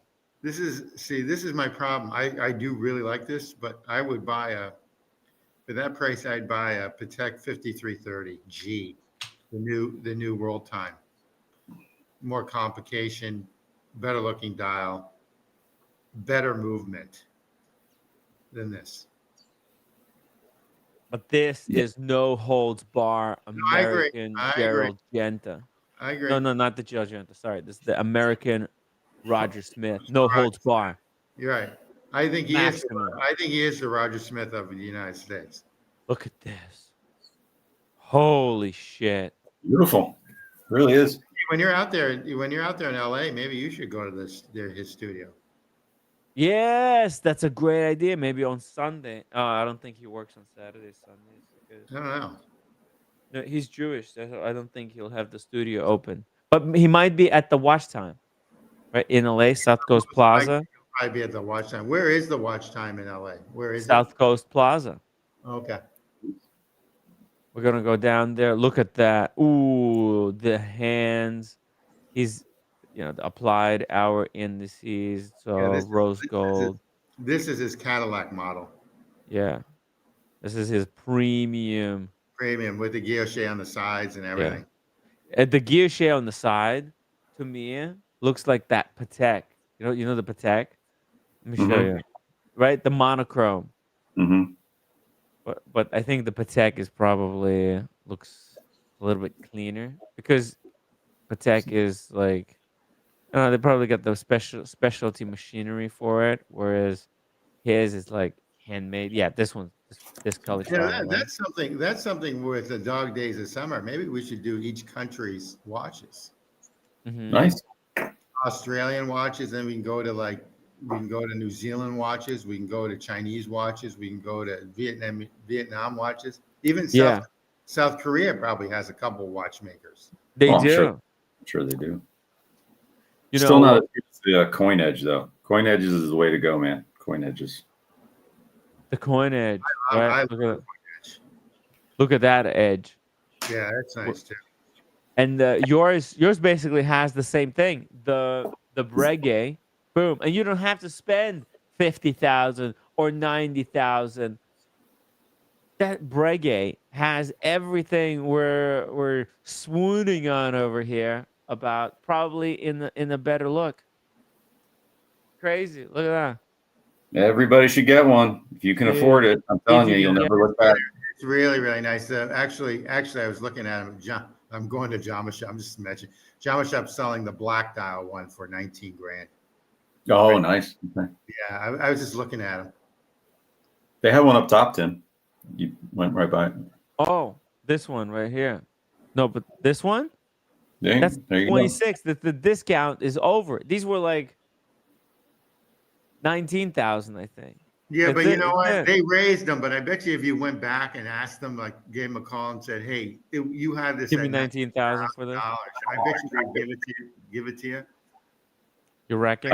I think What they just, happened? I think they just raised the prices because all, Tariffs. But yeah, now that tariffs have gone away, 2 weeks. No, Yeah, they're still there, Tim. They're not taking the tariffs away. They have to appeal. They're allowing the tariff for the next 2 weeks until the Supreme Court hearing. oh, really? Or Yeah, I thought they're not taking. I looked at the article. They're not taking them away. They just said that they stated that the some of the tariffs are illegal, and that they have 2 weeks to appeal to the Supreme Court before they take them away. Okay, interesting. Cloud Can, shout out to Cloud Can. He says, "Hey, Tim and Tim, always great to see you." Double But D. what really happened with the prices on these is they heard that I had one, and Yeah. they decided that was enough to make the prices higher because everybody will want it. You know what? It's the double D influencer. It's the David influencer. It's David and it's Taylor Swift. Okay. That's it. We're the top two. We're number one and number two. Top influence. So Taylor Swift's watch from Cartier. Do you think that's sold out now? Everyone's bought it. Guarantee that you can't find one if you for the life of you, you couldn't find one of those now, probably. That's the hottest item going. Let's see here. What kind of prices do we have to pay for a Breguet on Chrono 24? Oh, look at this. There's one for 23.5 in rose gold. That's a lot of money. These were 14, 15,000 any day of the week. Okay. Oh, we got one here for 19. Yes. Yeah, that's because that's pre-owned. The other ones are new. That one's pre-owned. So yeah. That's fine. I'll go with the pre-owned one. You know, it's interesting. The blue Beggars dial, can't be the blue choosers. dial one is a lot more. What the fuck is this? Oh my God. Dude. What in the fuck? That's 51,000. Watch. Some rich lady would love that. Wow. That's cool. That's cool. Okay, back to reality. Wake up, Timmy. Back to reality. Wake up. Let's see what else we. Oh, look at this. This is cool for a lady. 28,000 though. Look at the baguette bezel on that cream strap, and look at the difference on the rotor. Right? I don't think you guys seen this before. No, have you seen this? Yeah, I mean I have, but yeah, it's definitely different than the what do they call it? The guillotine rotor that they use on the other ones. Yeah, that's I like cool the manual wind personally, but you know that's just me. Of course, because that movement it's so nice to look at. The rotor is just in the way, man. It's just in the way. Mm-hmm. It looks like this one has a custom carved mainspring barrel with the flower there. Yeah.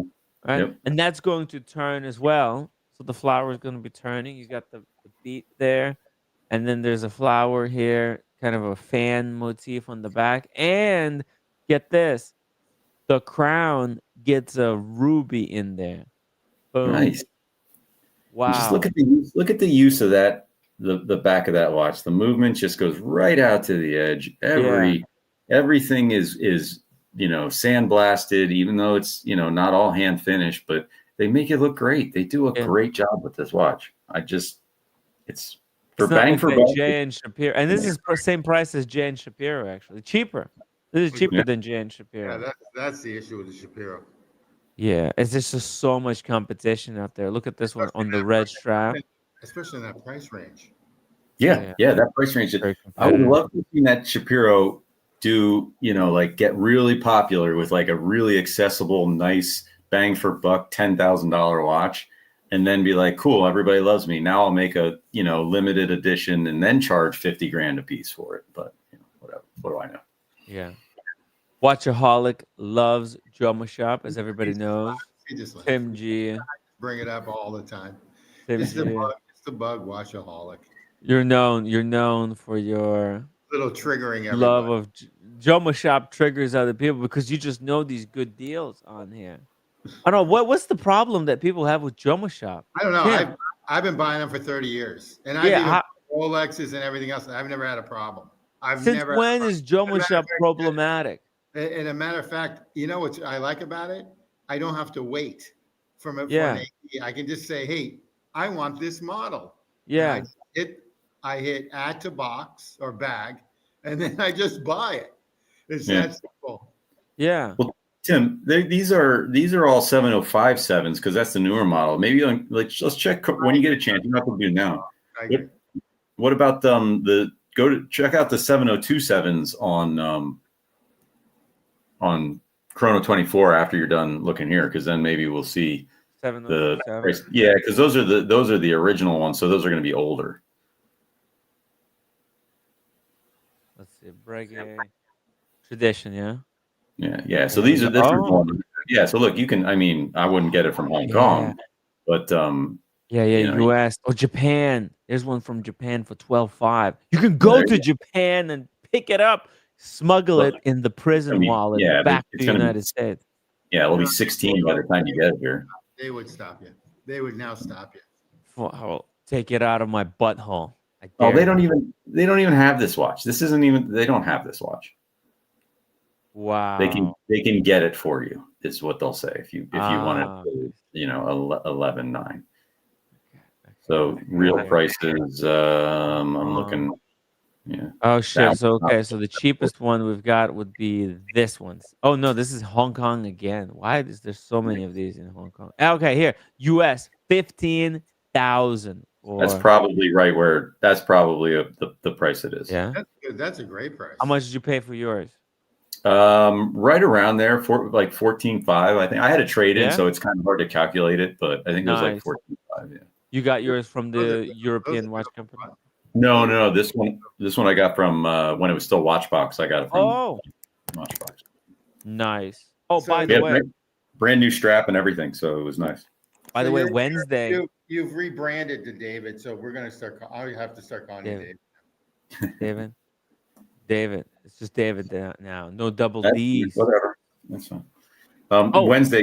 Yeah, Wednesday. I'll probably be up. I think I'm going to be able to come up, and you're coming down to King of Prussia area, right? I need a day off. I've been just hustling. Okay. Too hard. And is Humble Pine and Sean and everybody? The crew, they'll be there. They'll be nice, chilling. Gonna take one. We'll live stream from the pub. We'll have a couple of drinks. Bring out the watches. What do you think I should bring? Any watches? I need to put my Daytona on the rubber strap for Mr. G. Actually, he gave me a rubber strap. Yeah, probably. Yeah, do that. Yeah.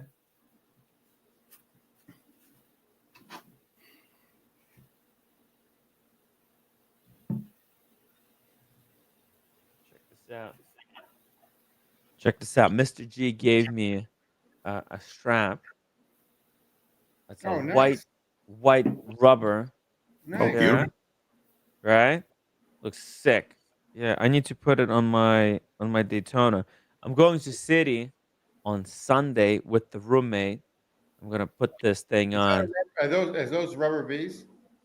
No. It's, let me see here. It's some kind of other brand. Tempomat, Madrid. Oh yeah. I've heard of them. You heard of it? They're reputable. Yeah. Very, very sweet. Yeah. And they look like they're integrated. You see it? Oh yeah. They are integrated. They are. They're designed for them. Yep. Mm-hmm. Nice. So how are you going to do that? You're going to go to the Rolex dealer to get it done? I'll go to Wimpy. You think Wimpy will change it for you? I think so. Yeah. I have friends there. I'll have the friend watchmaker. I'm curious if they'll do it. Okay.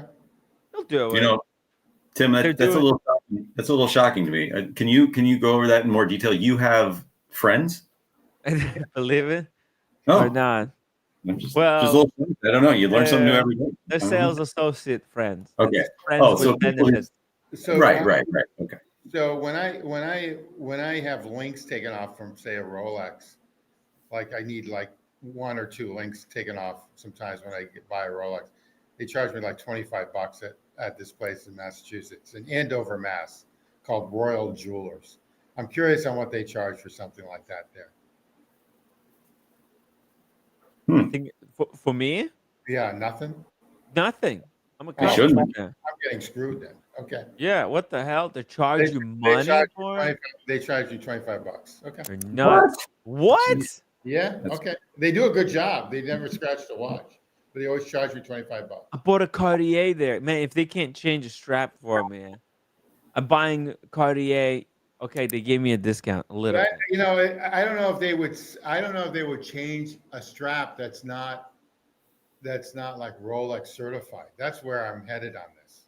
I think they will. They got nothing to do. All right. I'm just curious. We'll find out. Please let us know either way. And please. Yeah, I mean, I bought from my Booker in King of Prussia. I mean, I've taken watches that I bought from other places. I took them in there. I was like, hey, can you switch out this strap? They've never said anything. They just do it. All right. Well, that's what you get when a person like myself buys from Jamba Shop and no. Yeah. Oh, this is Jumbo Shop, no papers. No. Believe it or not, they give you everything except for something. But if you keep the watch, who cares? You know.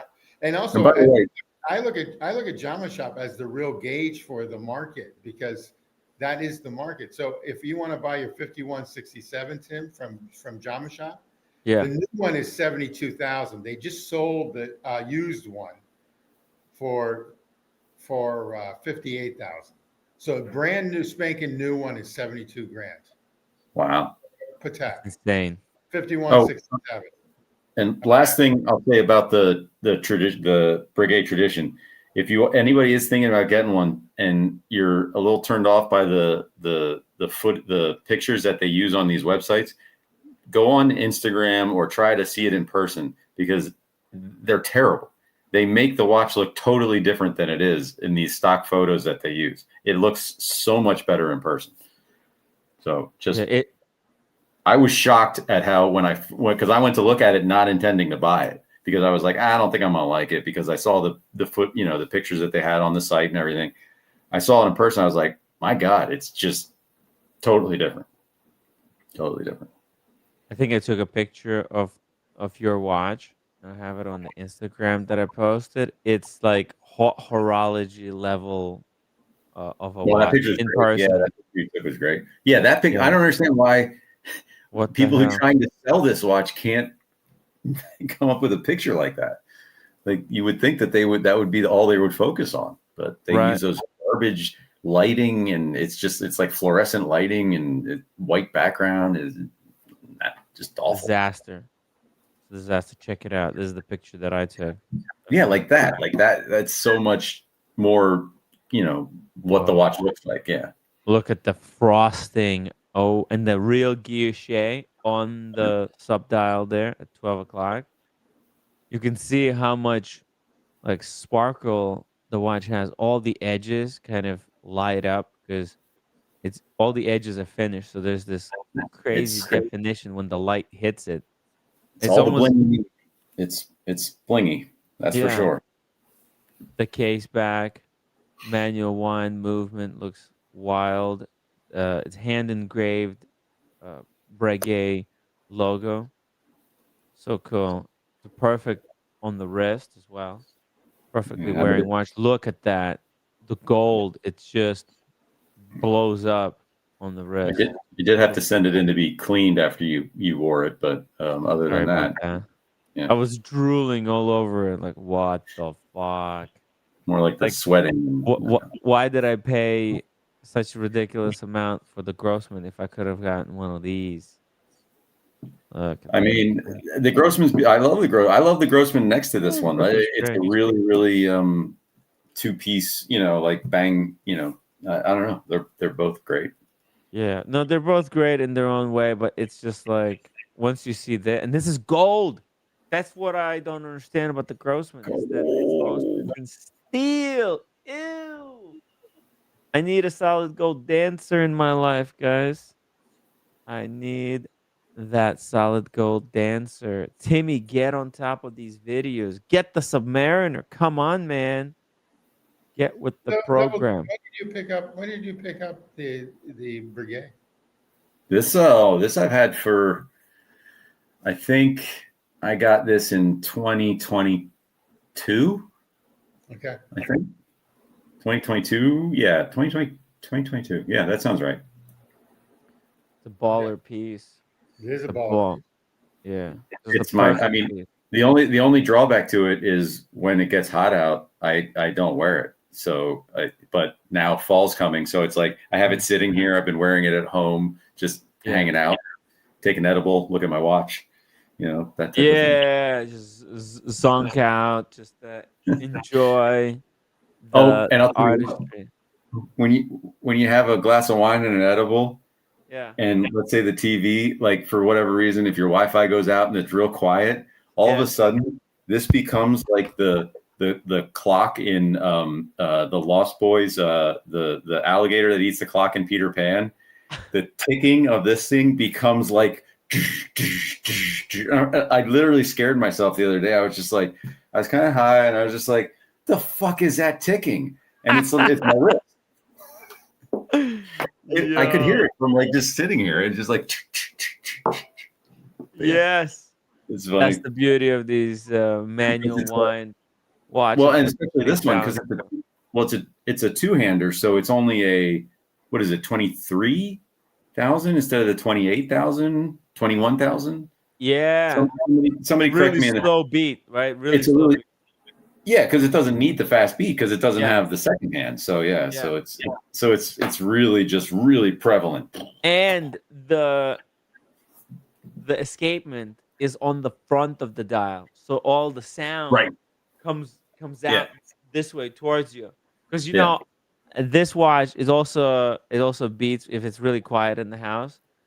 It also beats really loud, but because it's sitting down on the table, it's not as loud. But if you leave it like this, dial up, it's just the loudest thing ever. Can you hear this if I wind it? Oh yeah. Oh, it's a nice click, nice winding click. Wonder if you can hear it. That's a beautiful watch. That is just right. Let's see if you can hear it ticking when you. No, you won't be able to. I doubt it. Get it to the microphone. No. Can you? No, we could hear it. Oh yeah, we could definitely hear it when everybody's quiet. It's yeah. So like I was just picture me sitting there, just being like, "Oh, the Wi-Fi is out," and then all of a sudden I hear this. I'm like, "What the fuck is going on?"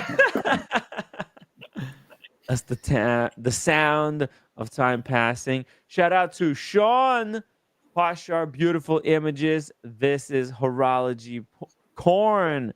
Thank you, Sean. Sean is a Breguet man himself. Man, I think I need to get into one of these Breguets. Maybe I should go for a lady size one. No. Well, this one's 38, so you could get a 38. That's what you want. You need something like a 38, not a 33. I'm thinking, okay, let's explore some Breguets with me, guys. Let's see which Breguet could I gay myself one. Look at this one. That 1375. Okay. That's beautiful. Right? You would love that enamel dial in person. I'm telling you, and Sean will back me up on this one. Yeah. That is stunning in person. How much of the retail did that drop? 24.3. So it's almost half. Yeah. Yep. 10,000 below retail. I might argue with them and get it even cheaper. Now look at this. Oh no, this is a Longines. Yeah. No, but you could wear that Breguet to any watch meetup anywhere in the world and put it up against. Now I'm not saying it's better or worse or whatever, but put it up against $150,000 watches, and everybody's going to be like, "Yep, you're cool. Like it's in the club." It's a Breguet, man. That's what Breguet does. If you don't respect Breguet, then you don't respect your horology. Look at this one, 10,800. The only problem is the size is 35. If I lose more weight, that's a good size for me. I'm a smaller guy. Yeah, you give that to roommate. 35 mil. What do you think? It's got a date window to me. I don't know if I get the sleeve tattoos. I know the date window is lame. I prefer no date window. Let's see this one. There's the one without the date window. I think this is the lady one. That's a lady one. Yeah, that's a 30 mil. Okay, that's where I draw the line at 31 mil. Okay, that's where I draw the line. Here's another option. Look at this, 15.5. How about that? Sean wants the link. Link for Sean, a true Breguet man. Oh, how come we didn't have the link pinned? I don't know what's going on there. I dropped the ball tonight. Guys, now is your opportunity to hit that upvote button if you've been enjoying the discussion tonight. Just the chill chat, talking watches. Support the show. Become members. Use the PayPal link instead of the Super Chats. It's way better. That way, YouTube doesn't take 30%. Or there's a Venmo option. You can support the show that way as well. But most importantly, smash the upvote. Smash it now. Help us out. Do it now. Do it now. Do it now, guys. Come on. Yeah, kill me. Come kill me. Anybody Help know? us out. Help us out. We need those upvotes. We need to help because today we're gonna get dinged by the algorithm. We played the intro music. Now I think Andrew did not get the memo. I No, did he mention. didn't. But it was very curt. No, he's a big. It was a very It's a very nice courtesy. dollar supporter. Yeah, it's a big dollar supporter. Is always super chat. He's a good guy. Yeah, I made an exception in this case. At least it was £10. That's real money. It's 15 It's bucks. like, yeah, close enough. Exactly. I'll take it. I'll take it. We're not gonna cheap out on Andrew here. He's always support the show. He's got the 100-inch TV. Oh my god. Yeah. That's wow. Yeah, just to watch this show. So cheers. Just to watch it. That's why I bought. Just to watch it. So maybe I need to do that then. Yeah. To watch the shows in high definition. It's on YouTube TV. Is that how that works? Yeah, you can. Yeah, I can watch on my TV too, but it's not 100 inches. It's like 65. Well, that's still pretty good. I think the biggest TV I've got is 36. Pop an edible and watch the live streams. Yeah, I got one of these Serif Samsung TVs, so it has its own. It looks kind of like a picture frame, and it has its own legs on the TV, so you don't need a stand. You don't need to hang it on the wall, and it doesn't look like out of place with wires and everything. So it's just kind of like it's almost like its own little art thing in the corner, which I really like. Sweet. Here we go. We got Sean joining in. Hello, Tim. Hello, Double D. Hello, Tim. Hello. 2 Tims and a Double D. So we have double Tims and Double D. Double T. It takes 2 Tims to make up for one Double D. Double D rebranded. Balance it out. Yeah, Double D rebranded himself to David. Yeah. I'm just David now. Back to just David again. You can be my Oh, you're David again. I don't know. Whatever. I just put it there one day. It's double David. It's double. Sure. Double David.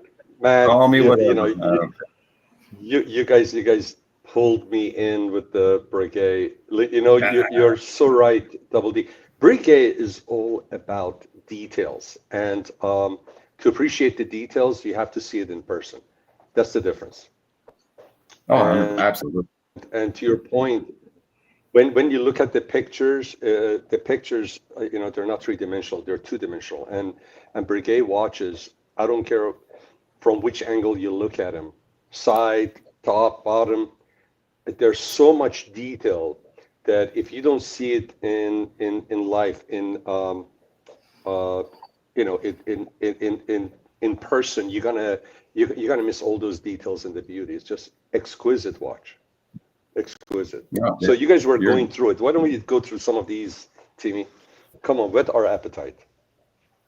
Let's take a look here at what's available. We got some. We're scouring the internet for the best deals on the internet on the Breguet watches. Check this out. I just came across this one. This is the Classique with the full Guilloché dial. No date. This is a big one. Big Breguet, big men's watch with that offside rotor. Yeah, Tim. The only reason I would steer you towards a slightly more versatile Breguet is because I mean you don't wear dress clothes, and this is like pure dress watch. Super dressy. Yeah, like I would want like the tradition that's a little thicker, a little more robust, and then you could wear it with, you know, like a polo shirt in the fall or something like that, but also a suit. I don't know that a pure suit watch is going to be your speed, but that's just my opinion. Yeah, I totally Hey, agree with you on that. maybe this is not for me, but we're just exploring options that Yeah. are out there for everybody How else. much is This that, is a Timmy? great one, 18.7. But I think this is one with the least discount because I think it's so big. Look, it's 38 mil, and it's 5.4 millimeters thick. That Oof. is That's sexy. ridiculously That's the thin. thing with the Patek, with the Yeah. Pateks and Breguet and Vacherons. These guys make these elegant watches, and for the watch to be elegant, be as thin as possible. There's no need for it to have bulk, unnecessary bulk, complications, and that's why these watches are just so elegant. Look at it, Yeah. beautiful. 2 hands, ultra Absolutely stunning. thin. The distance between the dial and the crystal is so thin, kind of ridiculous. And the fact that it's like a offside. I know Tim G. He's not a fan of this offside rotor. The 3/4. It's not a micro. It's like a 3/4 of a rotor. Yeah, it's called a three-quarter rotor is what it's called. Yeah, Yeah. it's kind of cool. Speaking of kind of cool, Travis, $10 super chat. Cheers to Tim, Pan, and everyone in the chat. Happy Friday. Happy Friday, to you. Travis. Really Cheers to appreciate you, it. Travis. By the way, guys, Happy Friday. is Travis. there a better way to take? Is there a better way to take your 10-15 minute coffee break and just jump right in a discussion roundtable with your friends around the country and around the world? I mean, this is the great part of technology. This is great part of technology. Yeah, I agree. Hell yeah. Hell yeah. This is what makes the technology amazing. When people use it for good, to bring people together over kind of common interest and spread the love of the hobby with everybody else and get everybody's take on this stuff. We can find the perfect do you know Breguet that for beautiful? everyone. You're 100% right, and that perfect Breguet to me. Do you know what it would go great with? Give me 2 seconds. What writing instrument? Oh, shit. Hold on a second. Hold on. Let me grab one of my Sean's writing got a instruments pen from the closet. Hold on. We need to fix your internet as well whilst he's at the office. Uh-oh. We're going to have an unboxing. Could this be a pen No unboxing? unboxing. Oh, yeah. Oh, man. Which because you I got several pens in my office. Oh, hey. Nice. You got the G-Shock. There we go. On the robot. Yeah, let's see. Sean, is it possible to connect the phone to the Wi-Fi so we can have higher definition? Or I am on the phone. okay. Unfortunately, my Wi-Fi is not good here. Okay. But to give you an idea, you guys have seen a Sharpie, right? You see a Sharpie, right? So you guys have reference. Okay. Or better yet, if you guys want one of these Pilot G-2s, right? You've seen really these, right? Popular. Right? The G2, yeah. Look at this bad boy. Wow. Yeah. That's a chubby bunny right there, man. Yeah, that is chubby. And look at this beauty. Look at the nib. What's the name of this pen, Sean? This is the Pilot Custom Guilloché. This is the large one. So this is the big with boy. the red lacquer. Yeah. It's Vermillon Guilloché. It's not a lacquer. It's a Guilloché. It's this takes long time to make this because it's basically a tree sap, and they just apply it with a brush. And if you get bright light and you get magnifying glass, you can't see it with the regular eye, even if I bring it close. But if you get a magnifying glass and you put the light, you can even see the brush strokes. Is that the large one? Is that the one with the large nib? Yeah, I think that's probably. So, yeah. I can't see. Yeah, because there's one that's smaller than this. Uh-huh. But Oh, yeah, this this is is the the large large one. one. Yeah. It should be. Wow. Yeah, it's gorgeous. Absolutely. Oh And my. then this is a kind of a writing instrument that goes beautiful with a classic. Oh Absolutely. yeah. Yeah. Oh, that's Oh yeah. perfect. And Yeah. I could see it, Double D. You need to put your watch on the red leather strap, not not that like Pantone that the Mr. Wonderful is using, but like maybe like a classy crocodile leather strap. Get yourself one of these fountain pens. Had another layer. It's perfect for signatures. You know, you're doing signatures at work, signing some Oh, documents. it's beautiful.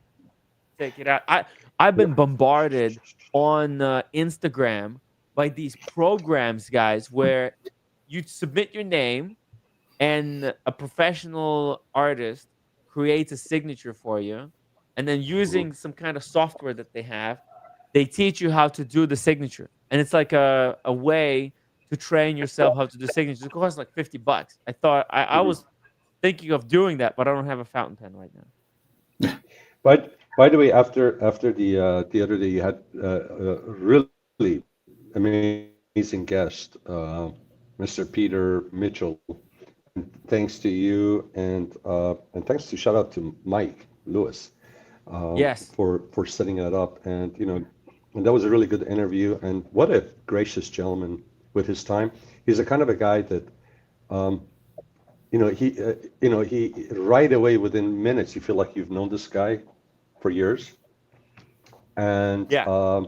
and I love the fact that he has, with no pretentiousness, or without you getting a feel that he's showing off this just genuine interest and passion and the love that he has for the items that he shared with us. And he was just sharing it with us like you're his best buddy or brother. And look, this is what it is, and educating, and it was the fun factor of it. And the guy is such a easygoing guy, you can tell. It would be fantastic when you're here in September to be able to shake his hand and meet him in person. He seemed like a really genuine guy. We're definitely gonna have him for round two. I'm working on scheduling it, and this time we're gonna do a lot more community engagement. We'll have everybody. I'll try to reach out to as many people as possible to join the stream together, Mhm. so we can have. I would love it if Sean, if you would be able to join in the Would love panel. to. David, to have Tim G on again, and Yeah, everybody could pick his brain about the yeah. watches that he's got, because he's got a really broad collection. He's got a little bit of everything. He's got that Tudor chronograph collection. He's got That's five what I love different about the guy. The colors. guy, What? the man was speaking of his Tudors and his Zeniths Yeah. with the same passion and love as he was talking about his FP Journes or Paddocks. Yeah, Sean, I said the same thing earlier today. I said the exact same Did you do thing. that? Did you say and that just shows that he just loved these pieces. It doesn't have, it's not important what. Of course, he may have a favorite brand and so forth, but if he sees something, doesn't matter what brand is on it, he likes it because of whatever characteristic or values that piece has. And I forgot to ask him a question. We talked about the trifecta with the wine, cars, and the watches, and I said, "Hey, quadrifecta with the fashion included." I forgot to ask him if we could make it a pentafecta, if by any chance he's interested in writing instruments. I bet he's got some nice ones. I I bet, would not be I if he bet, should say, "Oh, I bet, let me I show bet you." whatever he has, I Yeah. bet, David, I bet whatever he has, it's a nice one. Oh, But whatever absolutely. pen writing instrument, I bet you, he bought it with purpose. He picked it, and he enjoys using it. Absolutely. Yeah. And hey, and if he doesn't, then that's something that we can educate him on and Yeah, help him pick something out that he yeah, will really like. because one thing that he had that I think a lot of people in the watch community are skeptical of is he had that Tiffany brooch. I don't know if you guys seen it. It was very quickly. What's that? What was that? Was that a gun? Or because I saw it a little bit. Was it a gun? What was that? I didn't see the. Hold on, hold on. I'll pull it up for you because Okay. I was at the store with Goldfinger, couple of months ago when Goldfinger came down here, and we went to Tiffany's, and Tiffany they have this thing. Okay, it's their signature. Um, it's like their signature stone. And they put this bird on top of the stones. It Okay. bonkers. It's a bonkers piece of like jewelry. It's like a brooch. You wear the brooch, and it's all about kind of respecting the stones. Let me see here. Let me just pull this up. 57th. While you're pulling that See if up, this is- Team yeah, G, how are you, man? this is gonna blow your mind. And these things. Oh my Team god. G's. Okay, here we go. I got Down it. to the restroom. Yeah, Tim G might be. David, what's your plans for the weekend? Plans for the weekend. Seeing some friends tomorrow, playing golf tomorrow.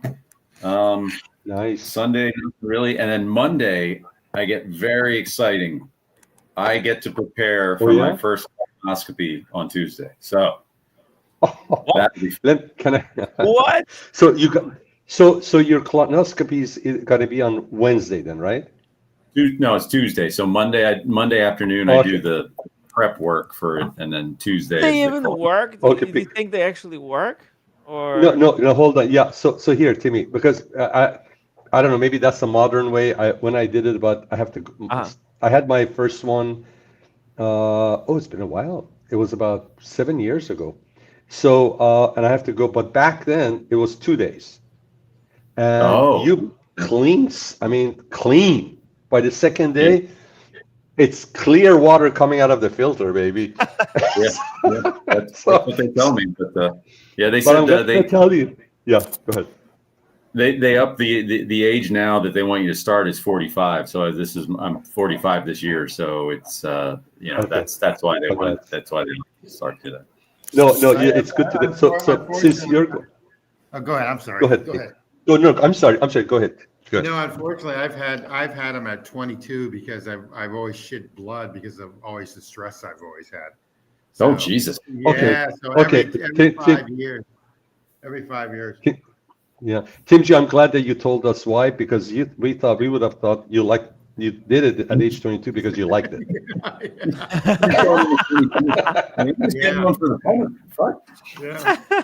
It's just a Friday night.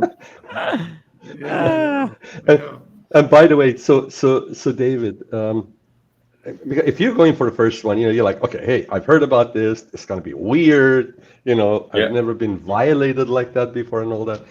But when you come out of it, you're gonna open up your eyes. You're gonna say, okay, when are we gonna start? And they're gonna tell you, we're already done. Oh, yeah. So the most difficult part of it is the preparation. I'm telling you. That's what I heard. Because they're gonna, they're gonna put you out. Yeah. So it's gonna be fine. So the most challenging is that preparation period, and that's it. The worst thing for me was this, because when I got, my neighbor is a physician, and I was at this clinic in Beverly Hills. So I'm there in the bed, it's in and out, right? It's an outpatient procedure. So I'm there. So I come out of it, and I got my doctor and I got my wife. They're in the room, and I'm like, okay, so when are we going to start? They say, oh, we are done. I said, oh, great. And then my neighbor passes by and goes, hey, Sean, well done. And I'm going, was he in the room? They were just hanging out watching you get a colonoscopy. I don't know. I didn't want to even ask him. That's great. That's great. But the other thing is an assembly line. So it's not only your butt, but it's everyone else's butt. Oh yeah. You might have that's going to be one of the weirdest professions. What kind of doctor you want to be? I want to be just think about that. That's like big money in it. It's the one that says, "Hey, I wanna make some insane money. so- I want to be able to buy Tiffany jewel like that with the bird after a couple of days." So that's what people. So people, I'm one of my physician friends. I asked how they came up with their specialty, and I was like, and I made the same joke, like, who is the one who picks that specialty? They don't really pick it at the time when you get your MD and all that kind of stuff, and then you want to do a fellowship and do a specialty thing. There's only so many available, Right. so you're like literally limited to what is available to you and what you can get into. So some people are just like, listen, I want to proceed with my career. The only thing is proctology that I can get into this fellowship. So that's what they do. Yeah. Like it some people don't choose it. It chooses them, really. Like it's what was available at the time. Oh, wow. So if you're ever wondering why somebody would interesting. never get into foot doctor or, like Link for the Ass Man, that's great. Hey, proctology. Yeah, by the way, guys, just so you know, I did not, study to become a wristwatch live streamer. this job chose me. Hey, Timmy, by the way, guys, I don't know if there's a delay. I'm sorry if I'm cutting you off. It's not intentional. My apologies ahead of time. But can you imagine you wake up every morning and somebody says, "So what do you look forward to today at work?" Bunch of assholes.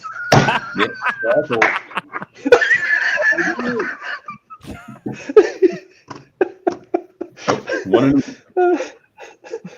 do you do? I work with assholes. No, I know that, but what do you do? No, really, I work with That's assholes. what I do. Yeah.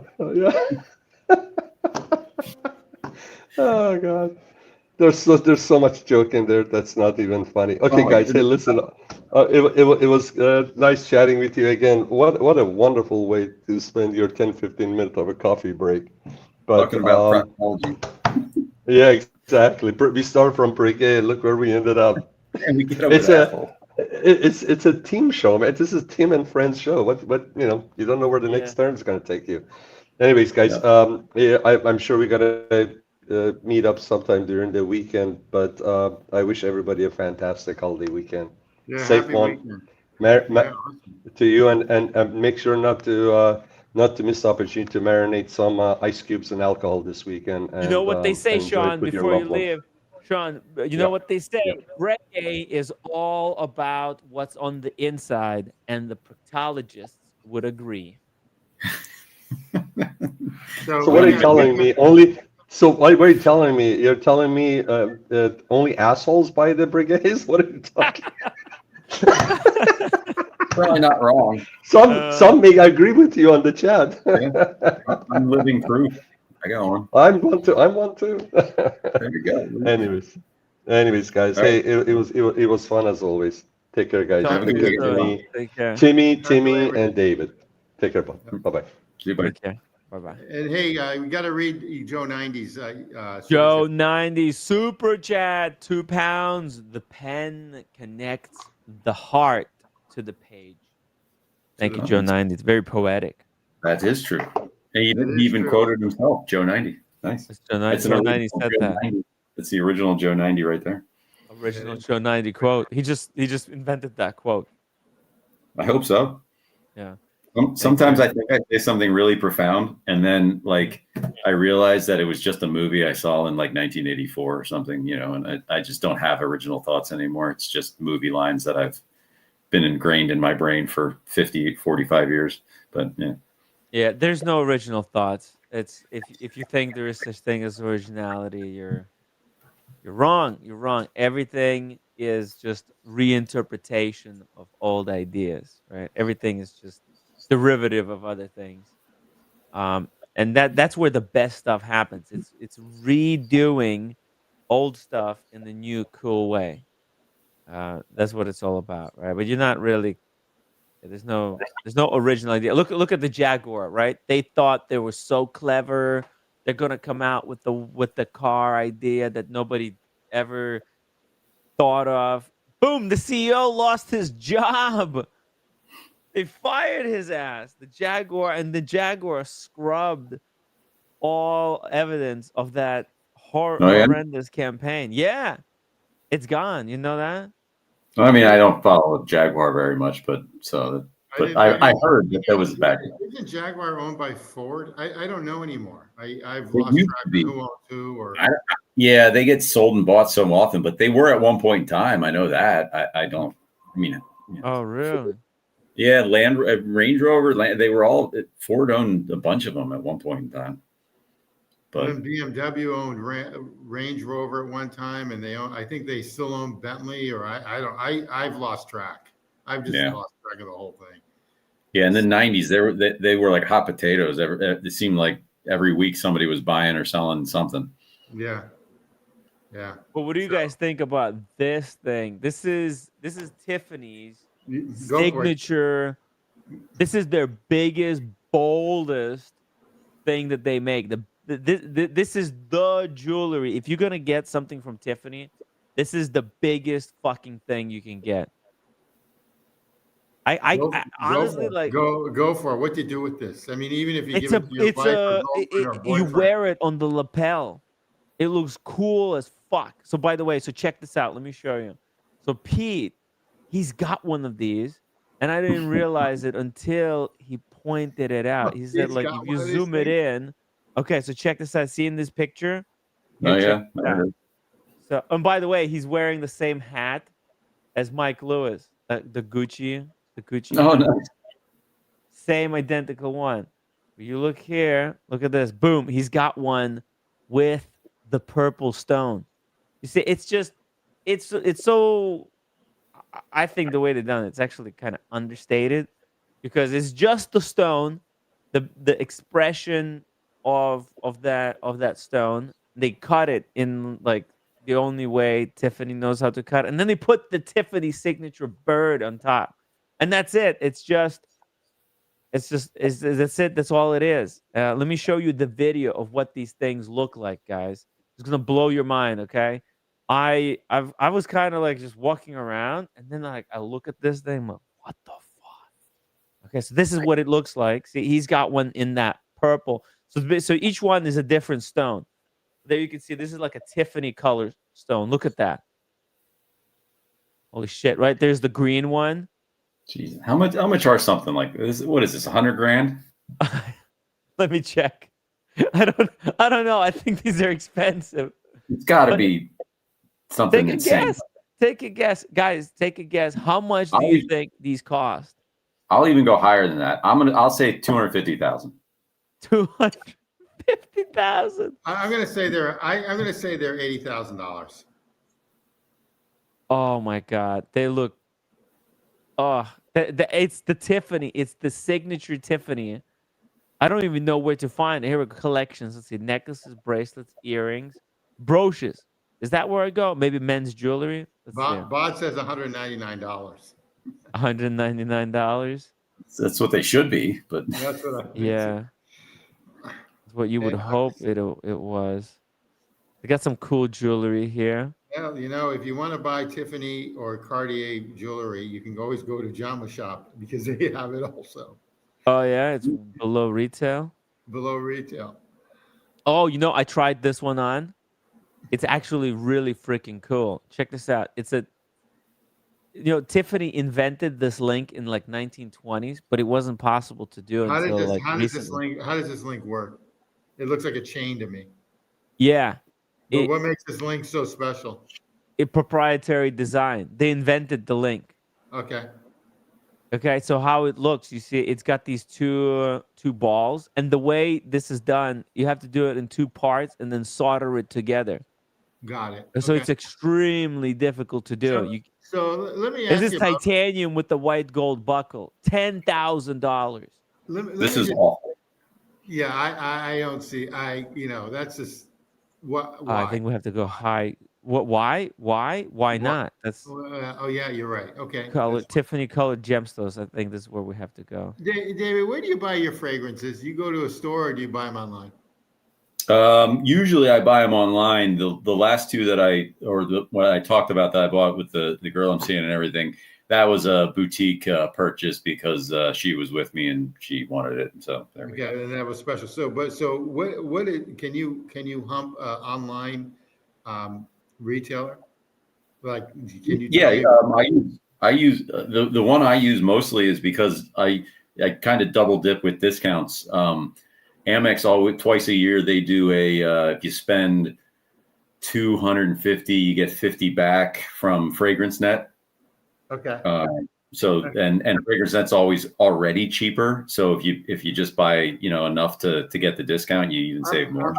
Okay, I'm always worried if I buy online, like Amazon. If I buy on Amazon, like the retailer is gonna like put water in half the bottle. Well, see and Tim, I totally agree with you. And the only reason that I trust Fragrance Net is because Amex trusts them. So okay. If basically, I find out that they're putting nefarious shit in their stuff or they're doing something wrong, I'll call Amex and be like, you guys promoted this, like, give me my money back, type of thing. So. Okay, got it. All right. Look at this, guys. The Tiffany Co. formally introduced Jean Schlumberger by Tiffany Bird on the Rock in 1965. The visionary artist was inspired by a yellow cockatoo that he encountered on his travel abroad to Asia and the Caribbean, notably his beloved home in Guadalupe. One of the first Birds on the Rock brochures was purchased by a socialite, Bunny Mellon. Her Bird on the Rock featured a cabochon lapis lazuli with a yellow and white diamond. So this is now they've got this bird. This is the Tiffany diamond. You see this diamond, this yellow diamond? That's the biggest diamond, biggest yellow diamond in the world. And right now it's sitting in that setting. It gets like recycled all the time by Tiffany. Yeah. Right. And now they have it in these surrounded by 5 birds. But you see, originally there it had a single bird. Now they reornamented it. And so see here, boom, right there. There's a diamond. Labor of love. Look at this thing. So each one is like designed and it goes through a ridiculous amount of research to make one of these rare creations. They make so few of these. Here we go. Let's see. Earrings. There's rings, watches. How do I even check how to buy one? Look at this. There's not even a thing to do it. Oh, geez. Yeah, right. Like where? This is just history page. There's no purchasing. You have to go to Tiffany you have to book an appointment. You say, hey, you want one of these? You have to book an appointment. Oh, okay. We could do it like this. We could do it Jeune on the Rock. Let's go like this. Buy. Okay. This is going to be gray market pricing. Tiffany. Here we go. Oh, no, we're back to where we started, but maybe we can buy one on the secondary market. Here we go. The jewelry editorial. Agree and close. How much did he want for it? Contact for details. See, this looks like the one that Pete got. But where can we even buy one? First Dibs. Okay, here's First Dibs has one. Sold. So they're all sold. Is there one that didn't sell yet? Shit, they're all sold. What a disaster. You can't even buy these. They're super rare. Okay. Oh, shit. Okay, these are Hong Kong dollars. Okay, there's one. Okay, 64,000 for this one. There you go. That's not that bad, I would say. Right? 64,000 for this one. Well, that's what I said, $80,000. I don't think. Yeah, it's a lot for. I know it is a lot. I know, but I mean, Jesus Christ, it's 65,000. But it's collectible, right? Yeah, it is collectible. It's like, hey, you can wear a watch. It's one of those things, you're really pushing it, right? With this, look, the more power to Pete. He got himself one of these, and then he got the 2 Tiffany Pateks. They sold him. Yeah. They sold him. If you can afford it, I'm not gonna tell you not to buy stuff if you can afford it. I think one of these is cool. Like, you don't have to buy every single one, but like, having one, it's kind of cool. It's cool history of like Tiffany, and if you get one that like the color that means something to you. I'm not. Captain Kirk says, Tim, get help. Okay. Look, I like the history of this thing. I didn't know about these Jean Schl- Schlumberger bird on the rock, but it is big part of Tiffany's history. And if you want to get anything of significance from Tiffany, you have to get one of these. That's just, I think that's the name of the game, right? You want to get Probably. Tiffany Pateks, you got to get one of these. And I think this is not a bad thing to buy. They're kind of cool. Okay. If I had ridiculous amount of money, I think I would get one. Fuck it. Why not? It's funky. It's funky as fuck. Anyways, I'm done. I'm If done you're yelling. if you're a billionaire and Yeah. your wife birthday and she opens one of those pins, I mean, like she's gonna love it. But You're gonna get blowjobs till the end of days, right? Deservedly so. I think so. Joke. And it's I don't know, like what it's. Let me guys know. Let me get your guys' reaction in the chat. What do you think about those pins? What do you think? Would you get one, David? Like, I don't know. I'm not saying right now, but like something. Would I get one? No, it's not my Not your thing. thing. But Not your no, thing. no. If I could afford one, I don't. You would probably pass. Would you get some type of a piece of jewelry besides a wristwatch, or you're kind of a wristwatch purist? I feel unless you have a sentimental reason, I wear my mom, her dad, when he was in Africa, he got a ring for her when he was in there in the Navy from like 1940. So I wear that on my pinky occasionally because it's just this tiny silver ring. But unless there's sentimental value, I feel like for men, a wristwatch is the only thing that you should be wearing. Bracelets, I don't get into all that. Scratch up watches. That's the problem, right? Even if you wear them on the other hand, it's just they're fine, and if that's your style, it's just not my style. It's just not my style. You know what? Let me show you a new type of bracelet. Okay. So let me show you this. Let me get your reaction. Okay. And I think you guys will get a kick out of this. This is Chris Alexander's. It's called Wrist Candy. Okay. And get this. Okay. So it's kind of a fun bracelet with all kinds of colors, but it's got authentic Rolex crown amongst the other beads. So this is a real crown from old Rolexes that have been, the cases have been scrapped for other, all the parts got scrapped, and it recycles the Rolex crown in a way. This thing costs $276. You can get a custom set, and this is a 18 karat gold crown. So it came from like a date, I think. Okay, so each one he sources these from like gray market dealers, whatever. What do you think? There's a steel one, and then there's another one. I think that if you know somebody who loves Rolex and you want to get them a gift because you don't know what else to get them, this might be a fun gift to give somebody.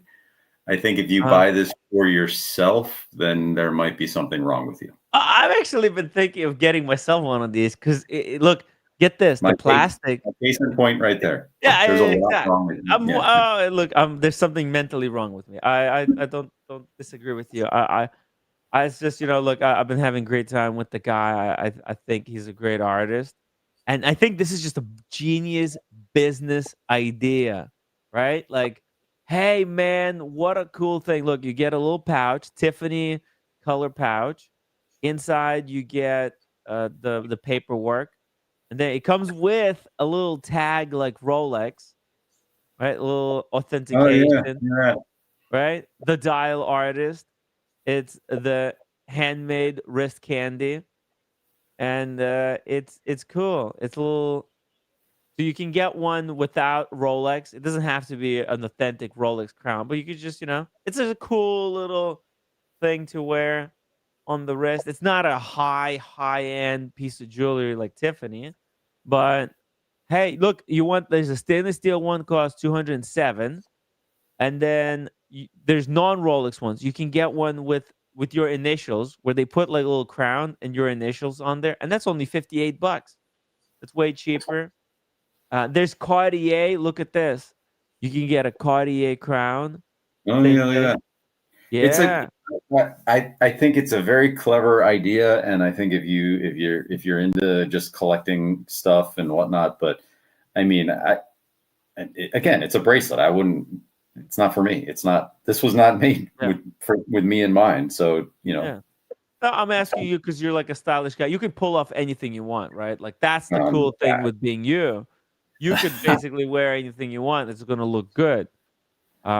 It's just what you choose to wear. I think he did a good job giving the modeling to a guy with tattoos that go all the way down to his head. Is that him? That's him. That's him. Yeah. It's his tattoos. I think the contrast of the very rugged masculine tattoo down your hand with the colorful bracelet can work. So for that case, but I just I just wouldn't wear it. It's just not me. Not your thing. It's fine. Listen, you don't have to bullshit me, right? This is not a circle jerk live stream. No. You just be honest with me, and that's what we like. This is what this show is all about. I mean, if you're being told, if I saw some guy, wearing this bracelet until he explained to me what it was, I would assume that his daughter or niece made it for him. If I show up with one of these on Wednesday, I'll have to make an explanation. I'll come up with some kind of explanation.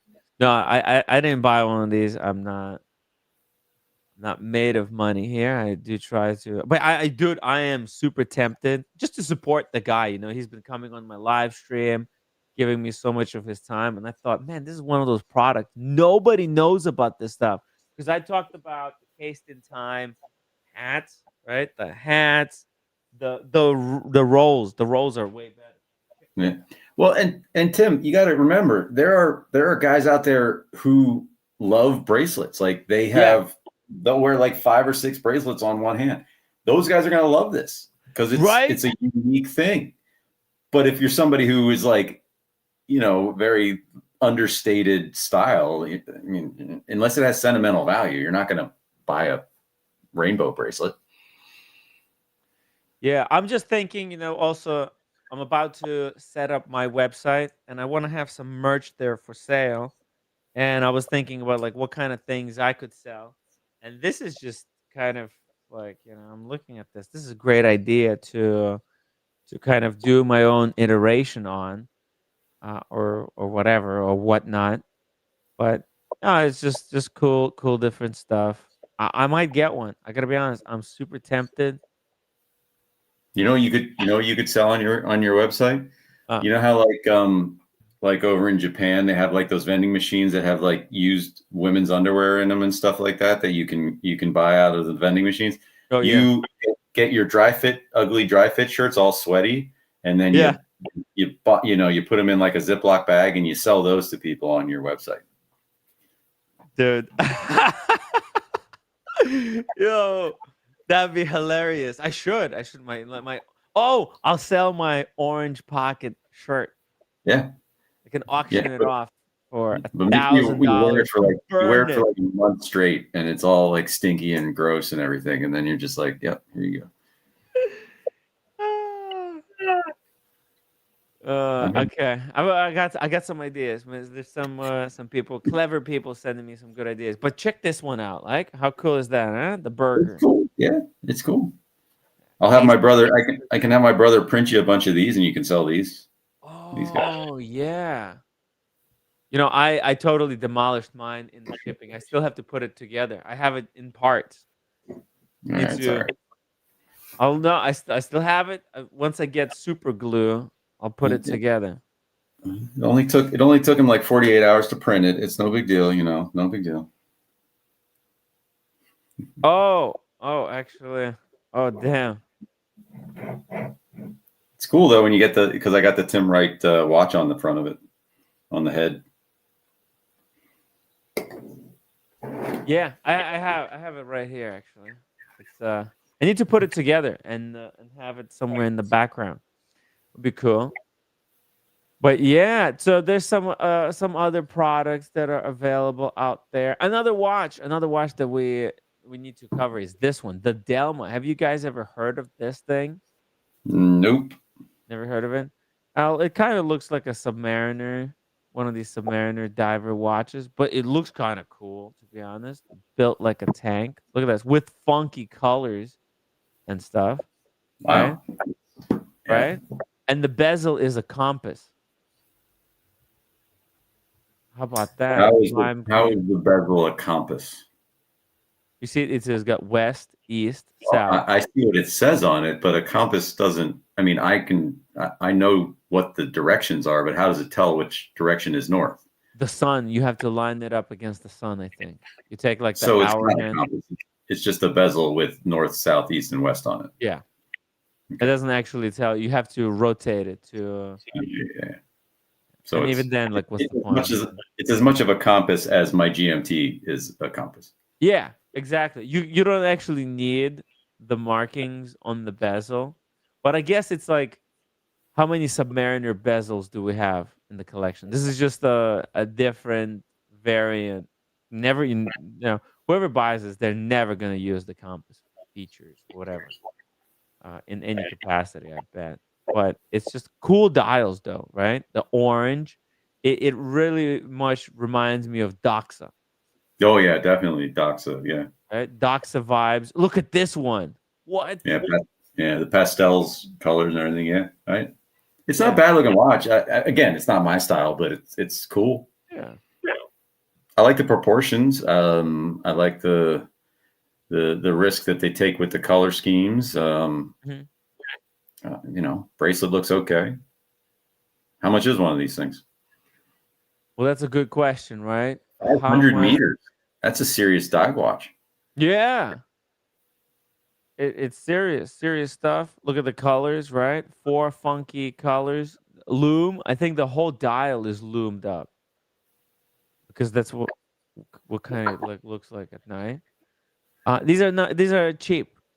1,650 US dollars. Seems a little pricey for what it is, but okay. So here's what we got: 44 millimeters by 13.8 thickness. Chunky watch. Yeah, it's big, chunky watch. 500 meters water resistance, though. Screw down crown. It's got sapphire crystal with AR coating, unidirectional rotating nautical bezel, compass, and 360-degree scale. Fully luminous dial. Okay, full lumen dial.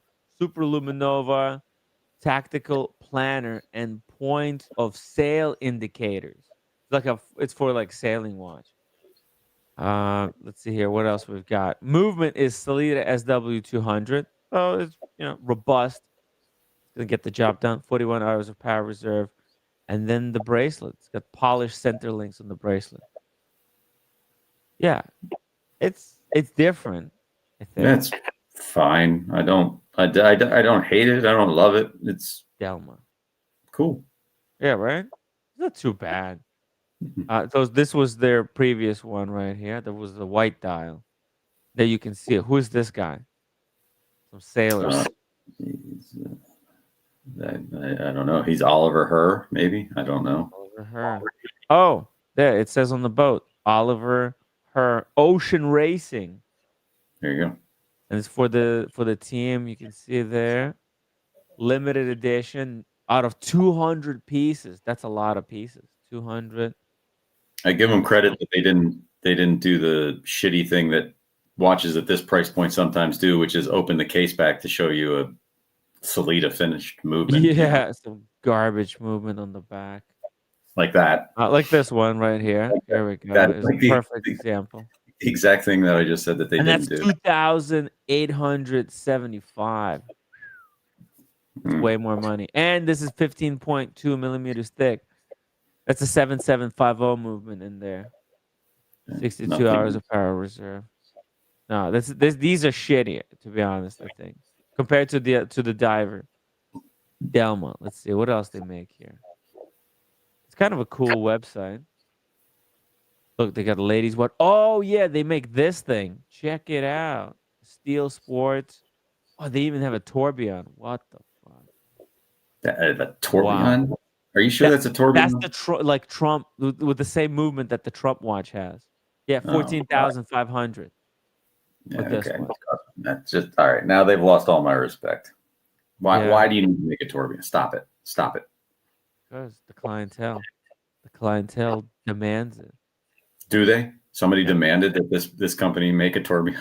No, they just thought if they make it, some people will buy it, and they did.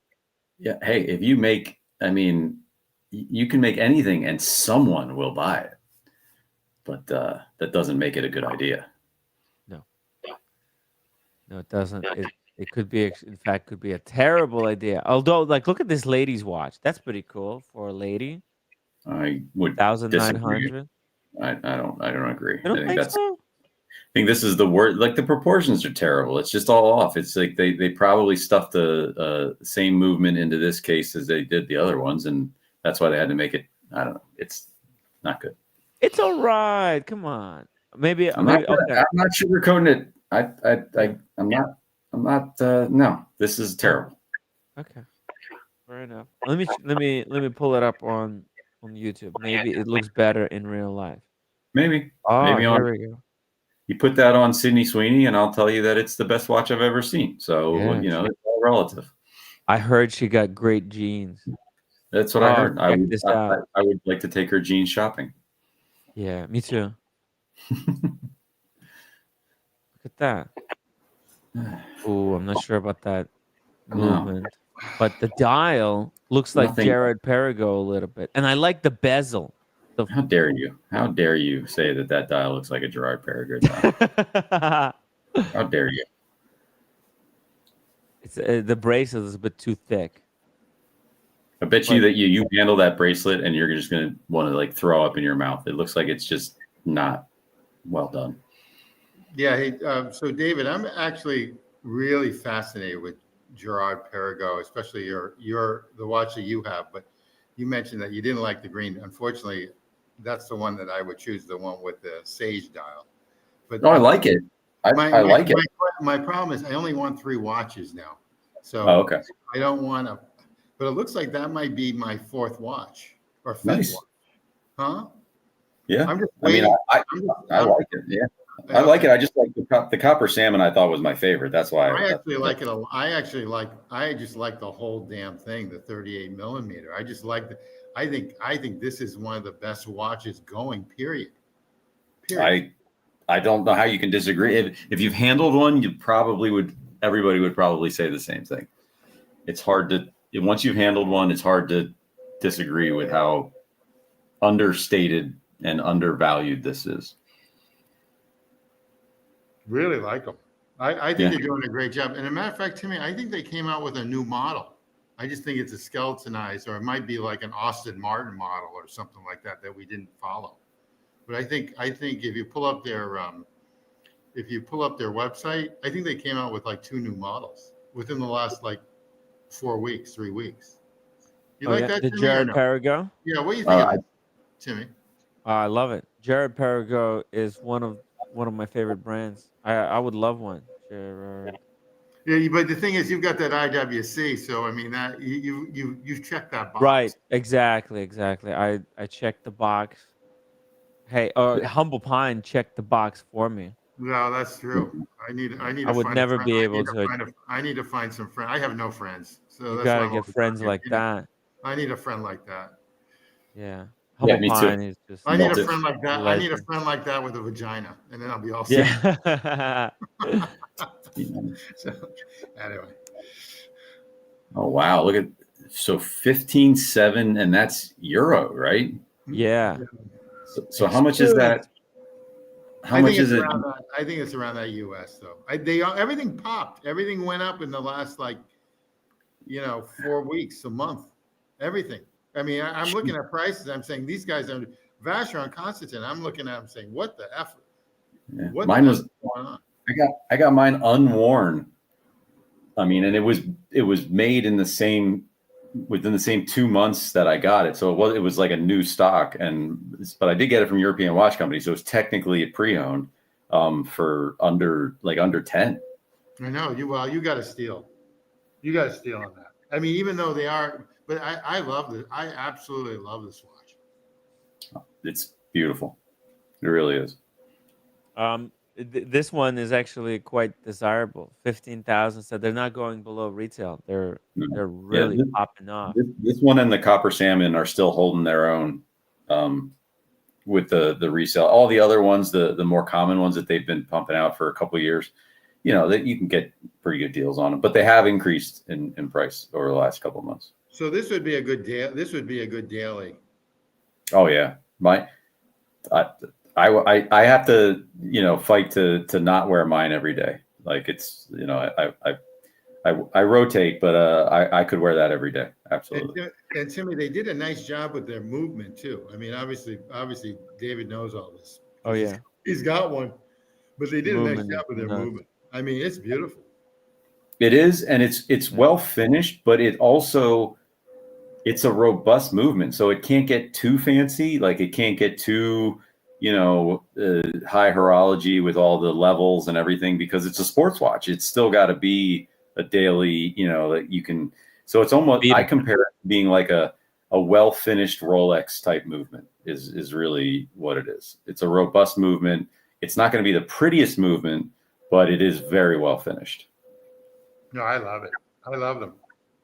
I think this is a winner. 18K rotor. Yep. I mean, what else would you? And I even love the dial. I love the dial of yours. I mean, I love this. And I get this. I don't care how big your wrist is. I'd get it in 38. I wouldn't get it in 42. Even if you have a 7.5-inch wrist, I would get this in 38. I mean, I agree with you. I have small wrists, so I don't have a choice really. But I love it. Yeah, it wears perfectly. The bracelet's silky. It's great. So who owns Girard Perregaux? Who owns them? Is it Girard Perregaux owns Girard Perregaux? They are actually like partnered with another company, so they're kind of technically independent. They were owned by a private equity for a while, but now they're in some sort of weird situation where it's like them and another watch manufacturer, I think, are partnered. So they're kind of independent, but kind of not. I don't know if you can look that up, Tim. I forget the ins and outs of it, but it in the last couple of years it transpired. I think maybe in 2020 they separated from the equity firm that owned them. Actually, I think that was recently. It's pretty recent. Yeah. Yeah, I know. I don't know the history of them, but you know what? They're just beautiful. They were. I even like their dress watches. Yeah, the dress watches are nice. Yeah, they were I mean, they're very old company, and they were independent for a really, really long time. And then I can't remember, they got bought and sold, and then. So check this out. In 2011, French luxury group Kering acquired majority ownership of Sowind Group, which included Girard Perregaux. And then 2014, Kering completes full acquisition, becomes the sole owner of Sewing, right? And then 2022, Kering sells Sewing and thus Girard Perregaux to the company's management in a buyout, effectively restoring its autonomous status under the Sewing Group umbrella. Okay, so it's independent, sort of, but owned by another conglomerate thing. Yeah. What is a Sewing Group? Let's check it out. What I really like about this Girard Perregaux, though, is the date window is the nicest ever. Oh, absolutely, Tim. You're absolutely. It's a big. That is a so subtle date window. You can't. It's there just so you can see it, but you don't need to see it. It's not in your face. It's just It's in my opinion the best date window ever. Son of a bitch, guys! Sewing Group today. Ulysse Nardin. Yeah, They do. Yeah. It's a managing. It's a Oh, one more managing time, collective, independent collective managing two most storied names in horology: Jared Pergo and Nielsen Nadine. Yeah, I remember the Elise Nardine thing, but yeah, so it's not real. It's not 100% independent, but it can't be considered part of any of the big groups. So I don't know how you list it as whatever it is. Love this watch. Love it. Yeah, I love it. I hope you get it, Tim. I really do. I think it's great. I think you'll be real happy with it. Yeah, like I said, unfortunately or fortunately, we've got the same taste. Yeah, we'll say fortunately. We'll go with that. Fortunately or unfortunately. Yeah. Fortunately, Tim and I don't have the same taste. That I've been thankful for Well, my. I'm still waiting for him to sell his watches, but I don't think he ever will. That box needs to be I sold. will. That box needs to be sold. I will. I was installing the printer today, and so that took majority of my time. So what are you doing? Energy. What are you doing printing? What are you printing out these days? No, it was just a old client of mine. She gave me a call and she said that, hey, she's got a job for me if I want to make a couple of dollars. Okay, I get it. All right. I'm broke. I got rent coming up in 2 days, so I was helping her with the printer. I ordered it. It's fucking heavy as hell. It's the heaviest. Who did you order it from? Can I ask you that question? I ordered it from Amazon. Okay, that's where I would have ordered it too. She came to my house. I put it in her car. She drove me to her place. I carried it upstairs, opened it, unpacked it, installed everything all the way to the end, ready to leave. She said, "How do I scan the documents?" I'm like, what? What are you talking about? What scan? You said you wanted a printer. And there's at no point in our conversation she's like, "Oh, I thought it was understood." I'm like, "No, a scanner with the printer, this type of combo in the laser situation is a completely different beast." How much is that? How much does that usually run with a scanner and a printer? I have a scanner. I've got a scanner separate, and then I've got a really old HP, which I won't get rid of because the toner cartridge for the laser printer is so cheap. It's like $16. So, and it lasts forever. It's like a 20-year-old laser printer. So somehow I adapt that printer to everything. And even the office I have in Florida, Miami, I've got 2 old printers, and I prefer them over the new ones because the cartridges are like a fortune now. They just rip you off on cartridges. Yeah, it's true. So how much is a scanner with a laser printer these days? A colorful one was $500 something. Is that HP or is that some other brand? Brother. Okay. Yeah. Okay. But she said so. I got her a Brother laser colorful printer because I do all my scanning on the phone. I don't know what the fuck scanner. Who uses scanners? It's pretty funny you mentioned that. I've got an app that does PDFs now on the on the phone. I told her, hey man, you can just scan things, but she's like, no, I want it to be like a photocopy, so you can't even tell if it was scanned. I'm like, oh well, in that case. What the hell's this lady doing? Faking printed checks or something? Jesus Christ! Who needs that? It's just, I think these old people, printing money. Yeah, that's what I mean. Like, who needs? They're just messing with me. I think she just wants to task me about different stuff. Maybe scanners haven't been relevant for a long time. It was brutal. Is this thing? So I packed it back up, carried it downstairs, and I'm returning it. UPS is supposed to come and pick it up from my house.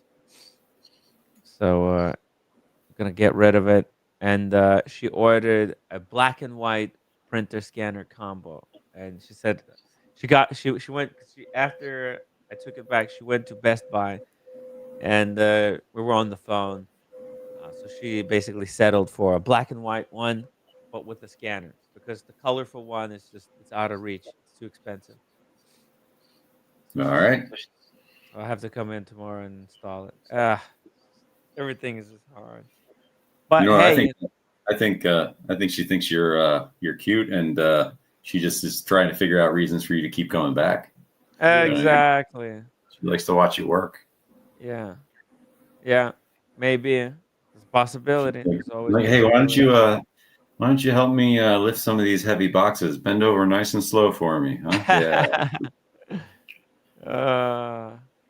Yeah, maybe you never know. But hey, she paid for it, so it was pretty cool. Even though there was a miscommunication, a fuck up.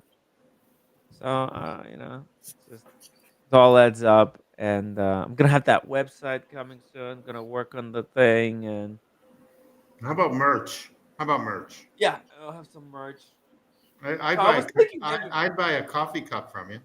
Yeah, I need to get the coffee cups again. Get some coffee cups. Get some cool stuff. I don't know. You We'll need see. like a logo though. I need better logo. Well, Yeah, I what's your need a logo? full revamp What's your website, logo? YouTube What's your channel. logo now? What is your logo? Well, it's just that icon, the old icon that I have. Okay. But it's no good, right? I need Yeah. That's something. fine. Not bad. Not bad. I like to get a coffee cup with a logo on it, not with a bunch of people that no No, longer because exist. it's my face on the logo. That might be a problem because like that. This is my logo right now. You see it? That one. Yeah, you might just want to use the glasses. How does that sound? Just the glasses. No, that's what Watch Eric is doing. Oh, okay. Well, it's fine. I don't see a problem with that. Hmm. I'll see what we can do. I don't know. It's I hard. like I, I I like need a full rebrand, I think. Yeah, you need a branding. Yeah. Oh, same thing on the YouTube Who's the channel. design? Who's the Double D? You got designer skills. Give him a logo. Me, I But can't design shit. I know people who can though, but by the I way, guys, we need to test out the new post Yeah, feature. you told me about that. What Yeah. the hell? I try to fool around with it. I You couldn't figure it out? I couldn't figure it out. Okay, What- if I can't figure it out, then it's too complicated. I think it's like open now that people can make a post as long as you've been subscribed to the channel for longer than 10 days. You should be able to make a post on my post page here.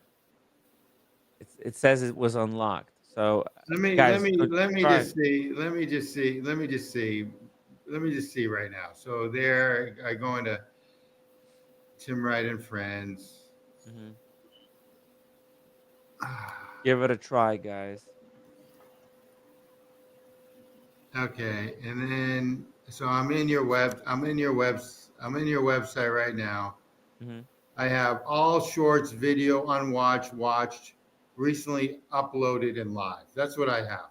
No, you have to go to like community or posts. Is there a community or is there like a post page? Because there's shorts, live, playlists, and after that there's posts. Okay, I have all shorts, videos. Oh, page. Well, no.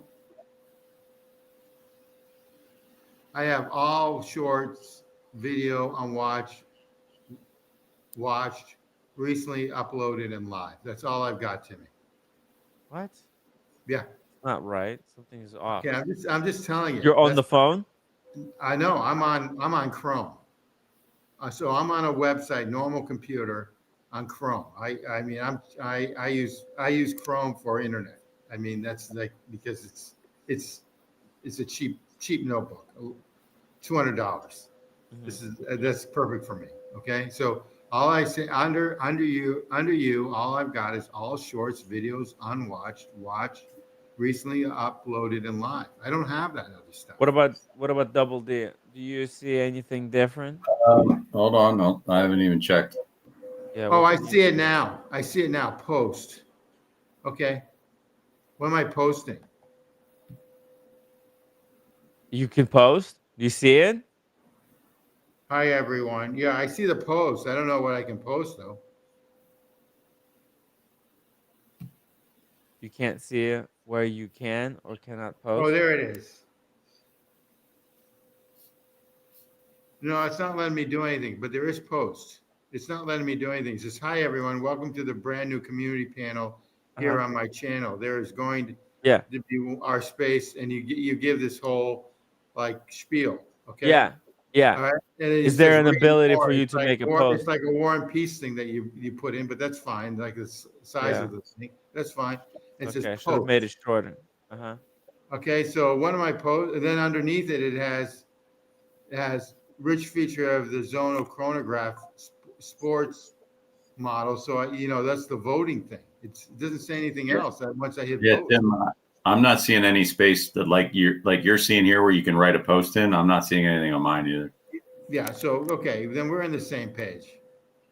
James the Advisor, upvote. I don't see it. I don't think it's there yet. Okay, one second. They gave it to you, and they gave it to you too quickly.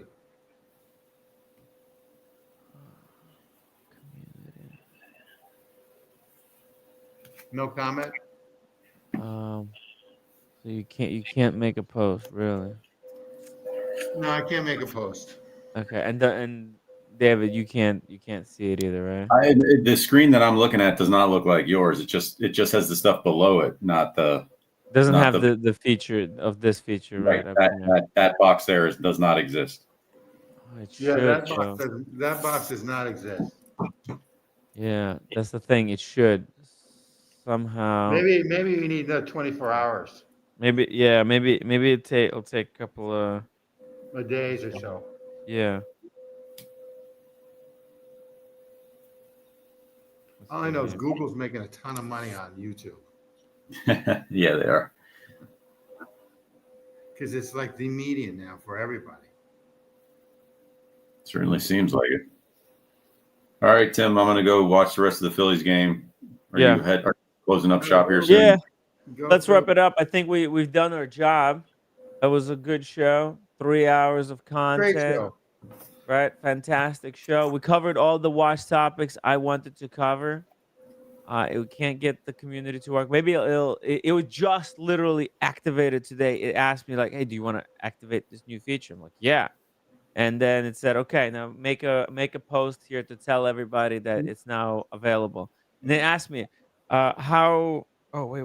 Maybe it needs time for it to digest, or maybe it needs time for it to settle in. That's all. Maybe. Visit community. Oh shit! There is this.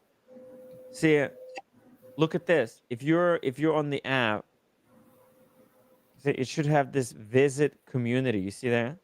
Visit. Okay, it might be on iPhone. Okay, or Samsung or whatever. Maybe it's on the iPhone. Check it out, guys. If you could do, let's see, manage videos, visit community. You click on the visit community, and then it goes into this thing. Community. Oh, there's community settings.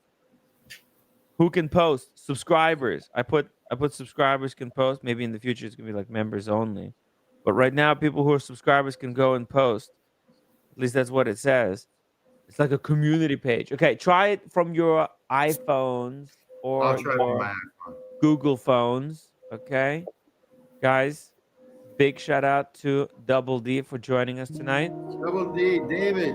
I enjoyed talking to Breguet. It's a really important brand. Probably the best brand, bang per buck right now for horology. You want high quality piece? Breguet is the way to do it. Jared Perigo for your steel sports. Tim G, thank you so much also for joining me tonight. And everybody else who joined us in the chat, watched the stream, upvoted, super chatted, sent PayPals or Venmos. Really appreciate you guys. You're the ones who make it possible for me to come here every single day and to put the show on for everybody. See you next week, everybody. See you. I'll see you guys tomorrow. Good night, everyone. Good night. Good night. Have fun with the Phillies game. Go Phillies. Yeah. Go Phillies. And I'll see David Wednesday. Thank you, Kaloy. Thank you, James. Captain Kirk. Tim's list is growing. It's hard. Travis, GP had a factory outlet near me until the latest acquisition. Not there anymore. Oh, really?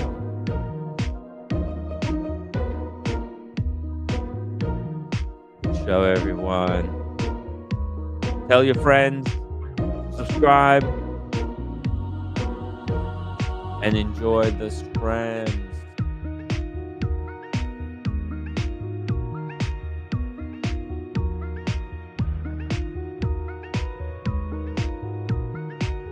Check out the community page on the app.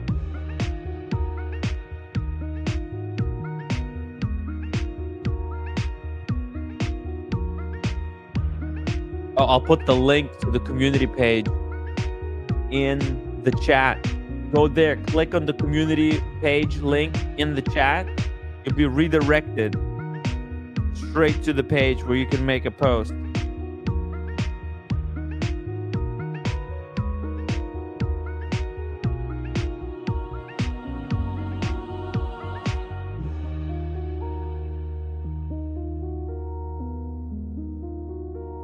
Good night.